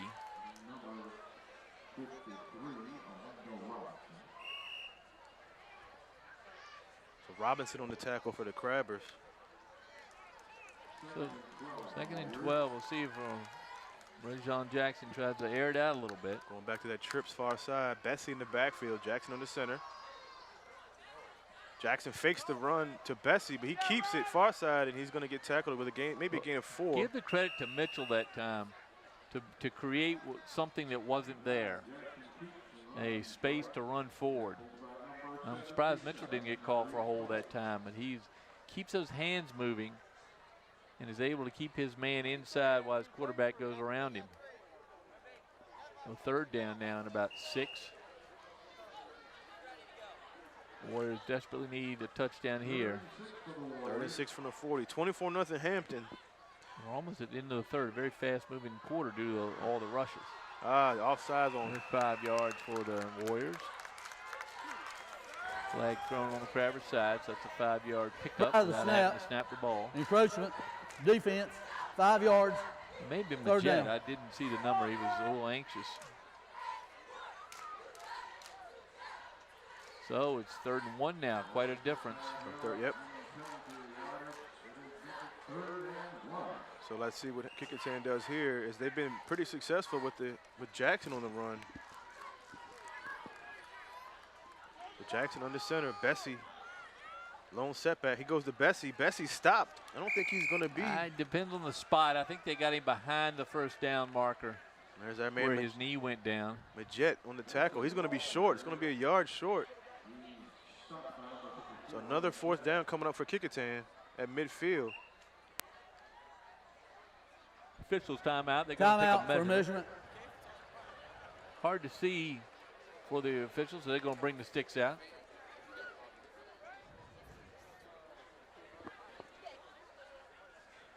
So Kecoughtan comes off. Here's the Crabbers. 17 football state championships. See down there Tabitha Soren, the great MTV voice. And then some of our judges, Wilfred Taylor, Pat Patrick, and Chris Hutton. Along with Hall of Famers Chris Hamburger and Dwight Stevenson, and of course current Buffalo Bill quarterback Tyrod Taylor, and all around probably one of the best high school football players ever, Ronald Curry, and the talented Susan Bowers. Is that what I'm hearing? Hampton Susan High? Bauer, Hampton I Crabber. knew I liked her. I think it's 96. Don't quote me on that. 96 to 97 class. You better put it back 10 years. I mean, put it up 10 years. She don't want to be her age given out. That's going to be close. I think they got the 1st down. The near sideline judge. Well, they've gone about 2 yards separate, and they've come together. But I think they've come together at the 1st down marker. They're going to call. It's going to be close. I'm going to say they got it. Let's see what the referee says. 17 state championships, Frank, in the history of Hampton High. Coach Smith has 12 of those 17. Well, I got to send a shout out to some of my fellow students at Hampton High. The great Stan Jones, was a lineman, won the state title in '77, graduated in '79. One of our friends, Reggie Woods, the late Reggie Woods, was with him, and so many talented players in that era. I mentioned those two because I communicate frequently with Stan. They didn't get it. I'm short. Surprised. Wow. The near sideline judge was a yard and a half down the field, and they kind of came in diagonal. They didn't get it short as the defense for the Crabbers steps up. The nice thing about looking back on those teams, those 17 state championships, so many of them in the Mike Smith era. Oh, yeah, for sure. You can look and then go on YouTube and see some of the games. You can catch LSC playing some of the games, especially from 1980 on. I want to mention Eric Hunter, by the way, the late Eric Hunter, a tragic loss earlier this summer. Great quarterback for the Crabbers, had a wonderful year at Purdue, finished his career there, and just a tragedy. But we think about Eric when we think about Crabbers and state champions. Cam Stevenson in that #1 jersey for the Crabbers. Stevenson, and that's a flag on the Crabbers. Bellamy was on his way down. He was looking at Gaskins. Oh, and Bellamy Banks. had such a great head start. He would have been in the end zone by himself, waiting. Procedure. Yeah. On the offense, 5 yards. Bellamy is play flashing first speed down. tonight that I think other teams are going to watch these films, and they don't even have to watch the ones he's caught the ball on. Just watch the ones he hadn't caught the ball on. Just think about it, Frank. They had the bunch formation last time. Yep. Now they have the spread. Mike Smith switching it up in the second half. Not just sitting on a 24-point lead. He wants more because Trying to get that Warrior D to a little bit mixed up and open up those passing lanes. Well, as you said at halftime, anything can happen. We've seen crazy things happen in football. So Banks and Gaskins far, Rodriguez and Bellamy near, and watch the sprinting contest out here with Bellamy number 10. Highsmith in the backfield. Shotgun goes over to Gaskins. And he drops as he thought about running before he caught it. We've seen that a couple times tonight from him. My goodness, it's almost like the ball, the grain of the ball went against the Warriors in the first half. Now it's going against the Crabbers in the second. They can't hang on to the ball.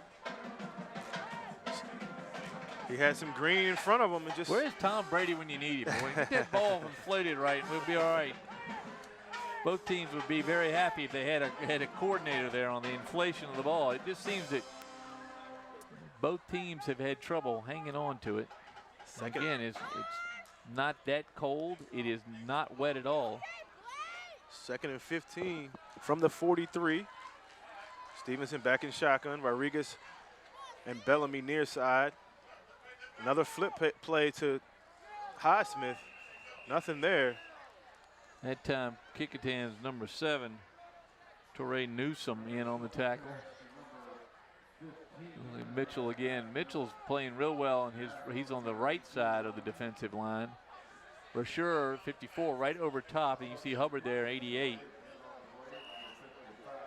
Those three have gotten stronger as the game's gone on. I mean, if there's one good feature of this game for the Warriors, it's been what Bob Hent said. It's the ability of the Warriors to run, but the defense has been very, very good against the run here.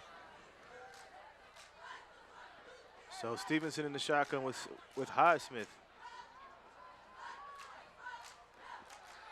Back to pass. This time it's complete.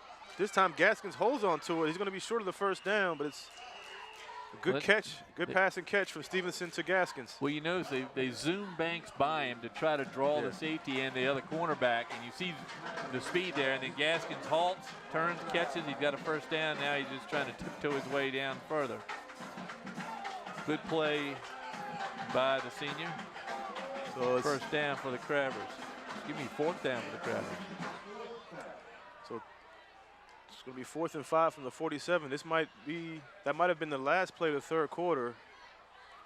Quick third quarter, as you alluded to earlier, Frank. And that's going to do it for the third quarter. 24-0 Hampton. Well, no scoring in that quarter, so Coley got to be happy with his Warrior D. They've been able to adjust to the different sets, and they've held the Crabbers really in the middle of the field. Well, who do we got next week, Wube? We'll be back up October 6th. It's going to be Bethel and Phoebus. Bethel Phoebus. Bethel First time Phoebus. we see the Phantoms. Yep. Second time we've seen the Bruins. It's going to, for Coach Beverly over at Bethel, it's going to be a challenging game because he's going to come off a couple of bad losses, and he's going to say, well, we got to get going against a very good team, just like Coach Coley did tonight. A very good Phoebus team. team. They matched up better against the Phantoms than most people expect. Well, I mean, they're doing what they normally do. They run the ball. They have a young quarterback. They're trying to get him adjusted to the varsity level. They have 2 great running backs, and the defense is always going to be there for Phoebus. And they've shown early on in this season the defense is here to stay. Pitching, I think, 3 shutouts already. So, and the Phantoms over across the water tonight, aren't they? Playing Lake Taylor, yeah. And they were winning 14-7 and a half. I haven't got a late score on that. We have Jimmy McDonald down the aisle from us at ESPN 94.1. He calls in the scores. So while you're on Friday night and you're here at the stadium, put your headset on and listen to the high school football show. What's the name of the guy that does that? Richie Somerville. Richie Somerville. He's done a great job many years. Yeah, I love his show. And then, of course, our friend Matt Hatfield tomorrow morning on ESPN 94.1. With your best friend, Ed Young. Yeah, Ed Young, the coach over at Nansman River? No, Nansman River. Nansman River, yeah. Basketball coach. He helps out Matt. So 4th and 5 from the 47, start of the fourth quarter. Stevenson under center. Trying to draw Kecoughtan off sides. Calls timeout. So the Crabbers take the first time out, the second half. Timeout. Hampton. Come up with a play that That's doesn't your involve first trying timeout. to draw off the defense. Trying to get it down a little bit under a yard for a first down. Couldn't do it, so it's 4th and 6. In the Hampton-Phoebus matchup, the following week, Wu Bay, that's a Saturday ball game. Yep. That's a 2 o'clock start right here at Darling Stadium. And on a Saturday when there's absolutely nothing else going on, Hollow Scream really doesn't get good until after the Hampton-Phoebus game at 2 o'clock. right. That's probably going to be a rivalry game with for the Marine sure. Corps here For for sure. that. And we may have some special guests. Stay tuned for the special guests. We'll see. We may see some of those names you've seen tonight. One may show up next on the 14th. That's right. Tabitha Soren may be in town. No, we would love to see Miss Soren, but it's going to be one of the football players we hope we get here in the booth with us. Timeout. Hampton. So Hampton Hampton calls takes a another second timeout. While we have this second That's their timeout, second timeout. Coach One Smith's left. not happy about that. While we were watching Coach Smith discuss with his team why they just had to call 2 timeouts. We want to thank our halftime guests. We had the school board chairman, Jason Samuels, last week. Really enjoyed seeing Jason. And then, of course, Bob Hens tonight. We're going to get a special guest for you next week. You say it's Bethel Phoebus, so we'll see what we can find. See if we can scrounge up, get somebody. Hopefully we can get a Phoebus representative this year. Well, very highly sought after position, the halftime guest. I mean, I saw that you did get the envelope from Bob, and I appreciate that, and that helps us both put a little gas in our tank. And you got a treat from Jason too. So yeah. Appreciate that. That food basket was very nice. Enjoyed it all week at the firm. I'm sure. I do want to thank I got to say, I want to thank my assistant at my law firm, Megan Kelly, who wouldn't know football of a hitter, but Megan helps me type up my lineups that lineups we get. She is so terrific. Yeah, you can't read my chicken scratch that I send you. No, right? that's right. I get it. Well, you send me pictures that print out kind of dark to read, so I get Megan Kelly at Goldstein, Edgar, and Regan to help me out with that. We actually had the game on today a little bit because our new associate has not seen high school football. Wow. So Stevenson in shotgun, back to pass. It's complete to Bellamy. What a throw, what a catch. Yeah, they say it's a catch, and a horrible throw. Great catch by Bellamy, only behind him. Yeah. Such good defense that neither one of them could come up with a pick. That's right. They were where they should have been, and Bellamy turned around and caught it backwards. So that was a 4th down play. It's going to be 1st down at the 31 of Kecoughtan. Well, I think you and I would agree that the Crabbers are going to go as far as Cam Stevenson, Bellamy, and Gaskins can carry them, and I'm talking about on the offensive side. Defense gets a little better every game. Yep. Just like Coach Smith likes to see it do.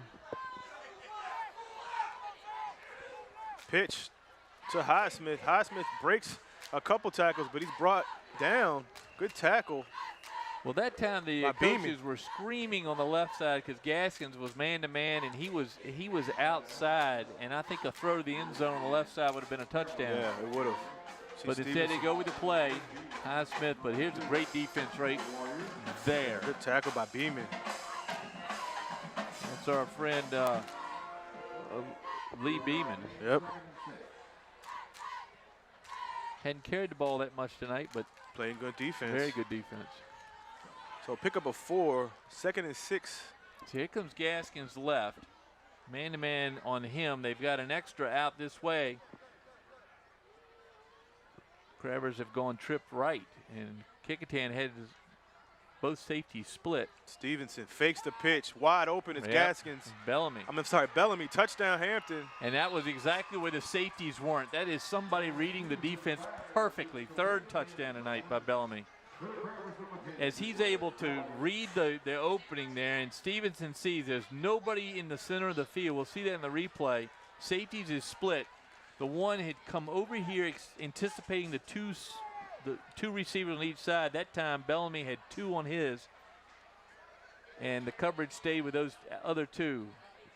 And they should have locked on to number 10. They should have done it all night.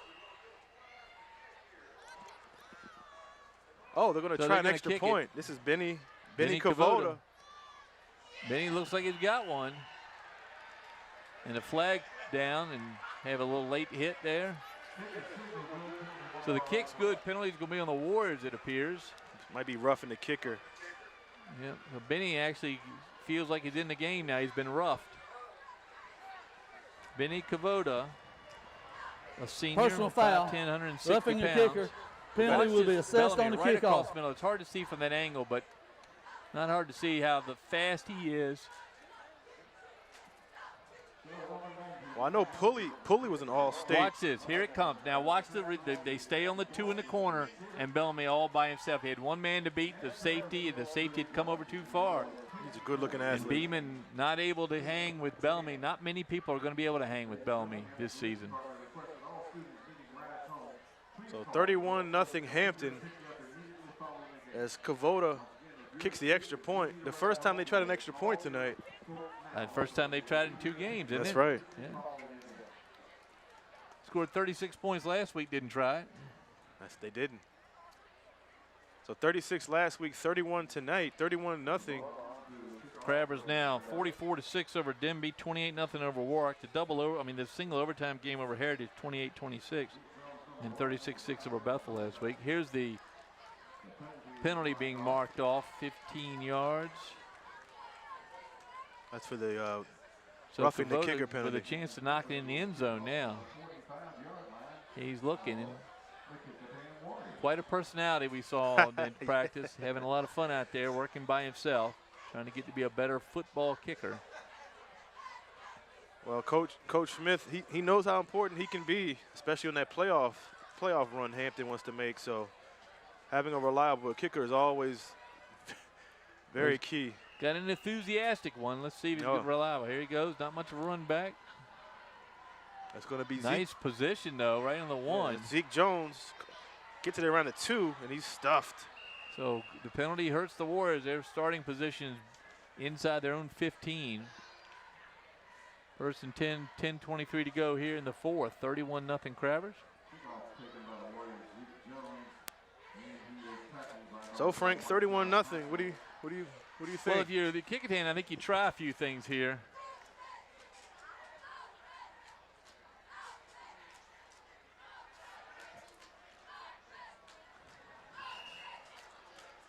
I think you got to air it out a little bit. You know, we're getting great pick. We mentioned Susan Bowers and her great camera shot. Braxton over here helping us up top. Yeah, Nathaniel Braxton, Renee Camden, Andy Foley, the director, Krista Campbell on replay. Matt Buckwalter is out tonight, but we're going to still give him his credit for putting up the graphics tonight. Yeah, well, he helped to put those together during the week. Steve Fryer was on one camera.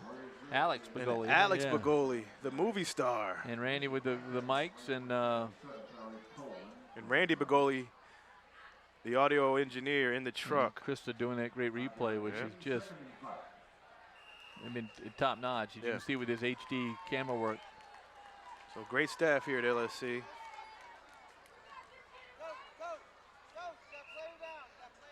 Might be an injury time out here. Cramp maybe. Holding the shoulder. The Kecoughtan player is down in the backfield. And he's down. You can't see him right now on the camera. There's Coach Coley, Lonzo Coley, in his 6th season with the Warriors. Tough one for Coach Coley. We know how much he wanted this one. We know a lot about Coach Coley. We know how hard he works. And this is going to disappoint him. I think he thought he had a better matchup tonight. And there's been a lot of success.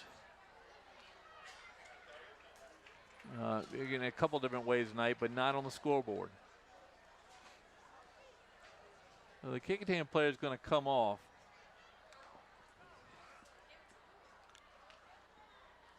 So we're going to Quentin Thomas, I believe, is shaking up. Yeah, number 78, Thomas, 6'2", 310-pounder.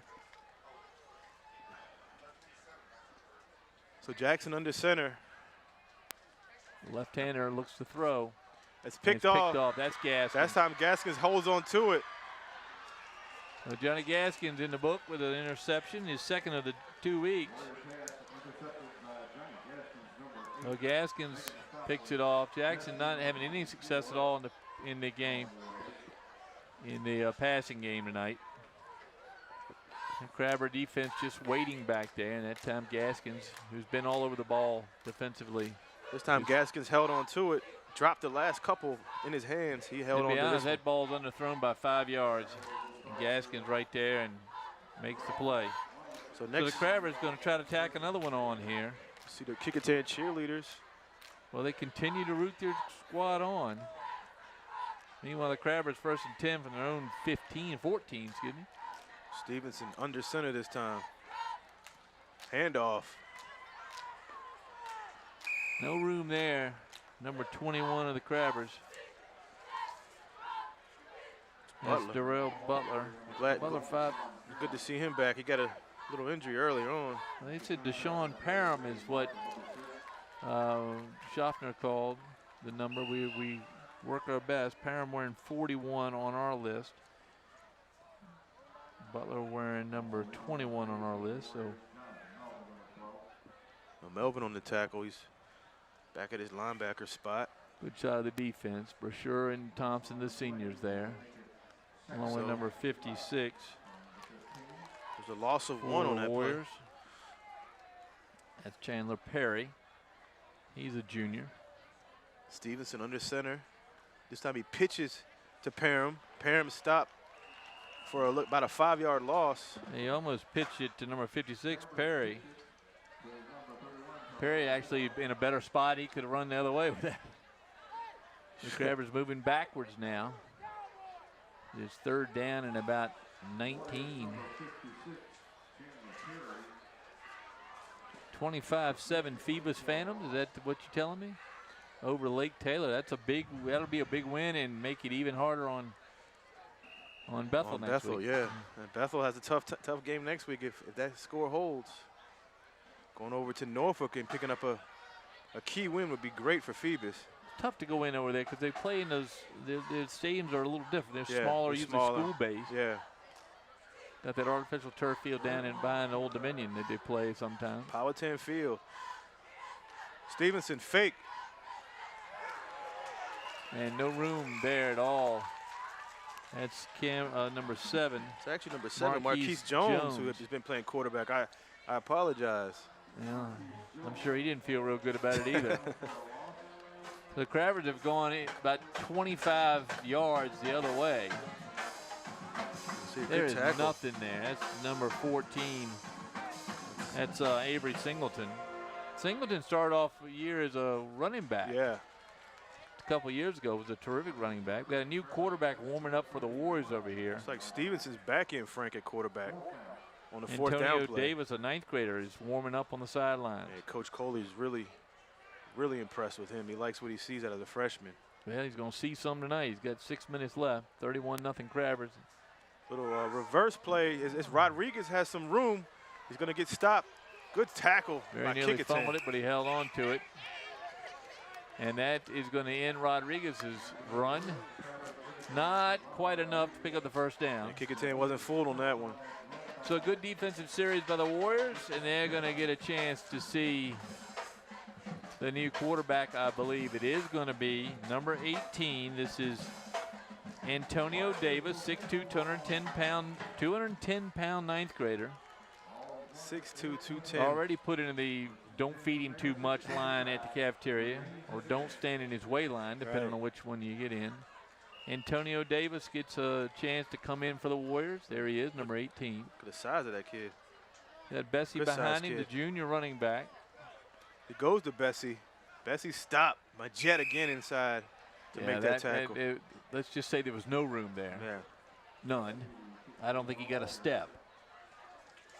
So let's see if Davis goes to the air. The young man comes in with a good reputation, being a fine talent, even as a 9th grader. Crabbers stick with a lot of the starters. So They it's lead it 31-0, 6:20 to go here in the 4th. no gain. 2nd and 10 from the 28. Up the middle, quarterback keeper. There's going to be a flag in the middle there.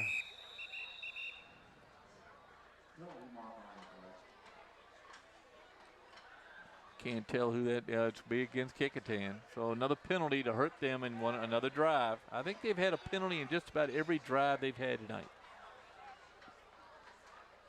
Another thing to keep Coach Alonzo Coley awake. as he tries to rest the next couple of days. So now we may see Davis's arm. Yeah. Procedure on the offense. Second down, about 5 yards. 16 Replay second down. for the Warriors. Davis a big, Yeah. tall fella, ninth grader, but 210. He's solid. So Talks to Bessie, the running back behind him. Bessie behind Davis. Those trips right that they haven't used all night. Haven't used much of it. Davis under center. He's going to fake to Bessie. He's going to keep. They've been running that play all night. This time Davis gets it. To be honest, I'm surprised we don't see the little footprints like you would at a dance academy out there, because the Crabbers are just following the trail. Yeah. They've seen that play several times. I don't think it's ever worked. So Davis comes to the sideline. Callaway's going to get the play and bring it to his young quarterback. Good line, and just that's Crabbers at number 50. 53, maybe Robinson coming in from the far side. Orlando Robinson's had a terrific second half. So it's 3rd and 14 from the 24, 5-10 and counting. Trips left, tight end on the right side. It's going to be a pass by Davis. It's going to be complete. And the receiver goes the other way. Nothing there. He's up again. No whistle yet. So they just keep moving him back. There's got to be more progress in there somewhere. Ube, I think he lost about 3 yards after the second time he was down. That was the freshman Cone. Well, again, another freshman. So we freshman to freshman. Take those footprints up, put a big arrow, say that away. So Reese Robinson's going to be in to punt for Kecoughtan. Deep for Hampton at midfield is Cam Stevenson. Well, the one thing we can see from Davis, good arm, solid pass, kind of a lateral back. Nothing there, but again, strength in his arm. Actually, Stevenson comes out. Now it's Rodriguez deep at about midfield. I think Stevenson may be done for the night. Get a good look at Reese Robinson, the senior punter. That's right. This time he gets a better punt than before. Rodriguez thought about it. He's going to let it bounce. Well, he probably should have caught that one. Fair caught it, and I'm sure that the special teams coach will instruct him on that. So a good punt from Robinson puts the Crabbers in their own territory. They're going to start at about the 28-yard line, their own. 31-0. Hampton Crabbers moving to their 5th win here in a row to start the 2017 season. Crabbers, unlike the Kecoughtan Warriors, do not play that first night of high school football. They prefer to play the last night of the regular season when the other teams take a bye. Yeah. Mike Smith does not like to bye, so he gets agreement. And who do they have? It's they not got Norview at the end of the season. Yeah. Norview, which is a Division 5 team. 5 school, yep. They knocked them out of the playoffs last year. They ended up going up to Highland Springs and losing to the eventual state champion. Highland Springs beat They had Stonebridge. monster quarterback last year. He's at Norfolk State right now. Yeah, he's terrific. Talking about Carter, Jawan Carter, yeah. He won the game, the last play of the game. He did. Win that playoff game. And Stevenson So in Stevenson's the quarterback. still in. Oh, timeout. Hampton. Hampton calls timeout. Timeout. And That's see their Max last timeout. Pietrowski tonight. Pietrowski. Interesting, we saw him a lot against Bethel last week. Pietrowski, excuse me, Max. 6'1", 178-pound sophomore. He wears numeral 12. Of course, Stevenson wears number 1. Yep. Ronald Curry's old number. Yeah, that's a tough number to wear. Yeah. When I was in school, a guy named Isaac Jennings, Mouse, wore that. The commissioner of revenue around here was Taylor Wilson, and Wilson coached Isaac Jennings in Little League and nicknamed him Mouse. Mouse, yeah. Mouse wore that number 1 very proudly. Of course, Matt Mitchell, another player that wore number 1. It's quite an honor to wear. Javon Quillen, Bubba as they call him. Yep. Who now is at Virginia Tech. They have a big game tomorrow against Clemson at home. Prime time. What time is that game? 8 o'clock. Oh, yep. That means it's another 8 till 12:30. That's right. How many times can they run those commercials, Wube, when you just, I get so I have Netflix on quick flip over on my thing. So Stevenson's going to go back to pass. Surprising, a pass. There he is Gonna again, be and that complete. time he came up with it. It's an amazing catch, and that time, and I bet you Steve Fryer probably right on that one as he was throwing this way. You know, he was back here, but a great catch by Bellamy. The speed of Bellamy tonight, yeah, and he led him perfectly. Just surprised he threw the ball 31-0, but Coach Smith, a lot of times he's not really playing for this game. He's playing for the future.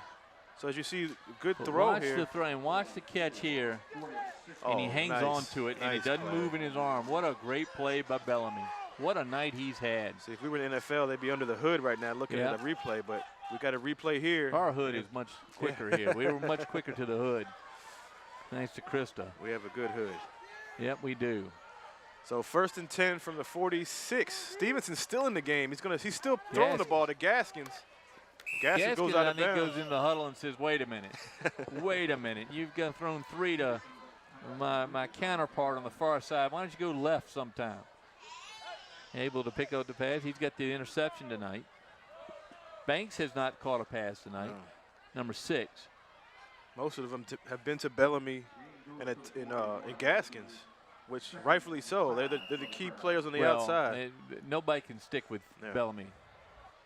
And the teams are going to be scouring these tapes to figure out what to do with him because he's a 2-man job. That's right. And that's going to free up the Bankses and the Gaskins and the Rodriguez. Kind of like last year with Daz Newsome. Yep. Somebody else had to step up, and it was Pulley, it was Gaskins, it was Bellamy. You know, the line's giving Cam Stevenson plenty of time to throw tonight. Stevenson in shotgun. They're going back to throw again. He's going to fake. He's got pressure, and he's going to be sacked. That's Mitchell. Yep. George Mitchell. George Mitchell.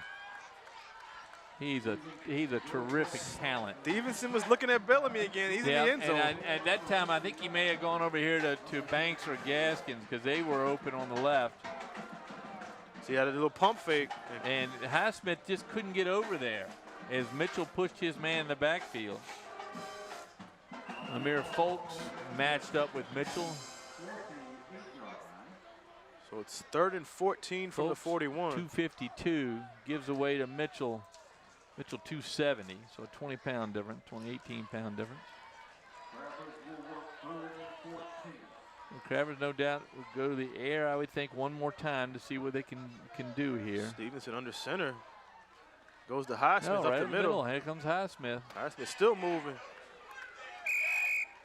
Almost broke that one. Well, that's impressive because he's brought it down to 4 down, in territory. Of course, it's 31-0 with 2 minutes to go, but what a great run by Highsmith.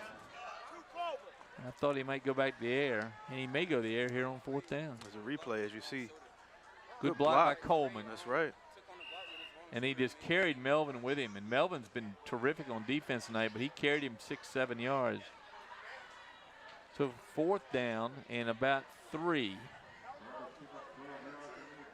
or 8 as we see all the substitutions. Because 3rd and 2. They got to hurry here. Stevenson. 4th and 2. I'm sorry. Yeah, you're right. 4th and 2. No, so didn't change the scoreboard. Stevenson under center. Back to Highsmith. He gets it and more. Highsmith just churns those legs and pushes forward. Let's go stop the clock with 1:33 to go. 31-0 Hampton over the Kecoughtan Warriors. Kecoughtan really never threatened on the offensive side tonight. They got down to about the 21 time, but that was only one time. Yeah.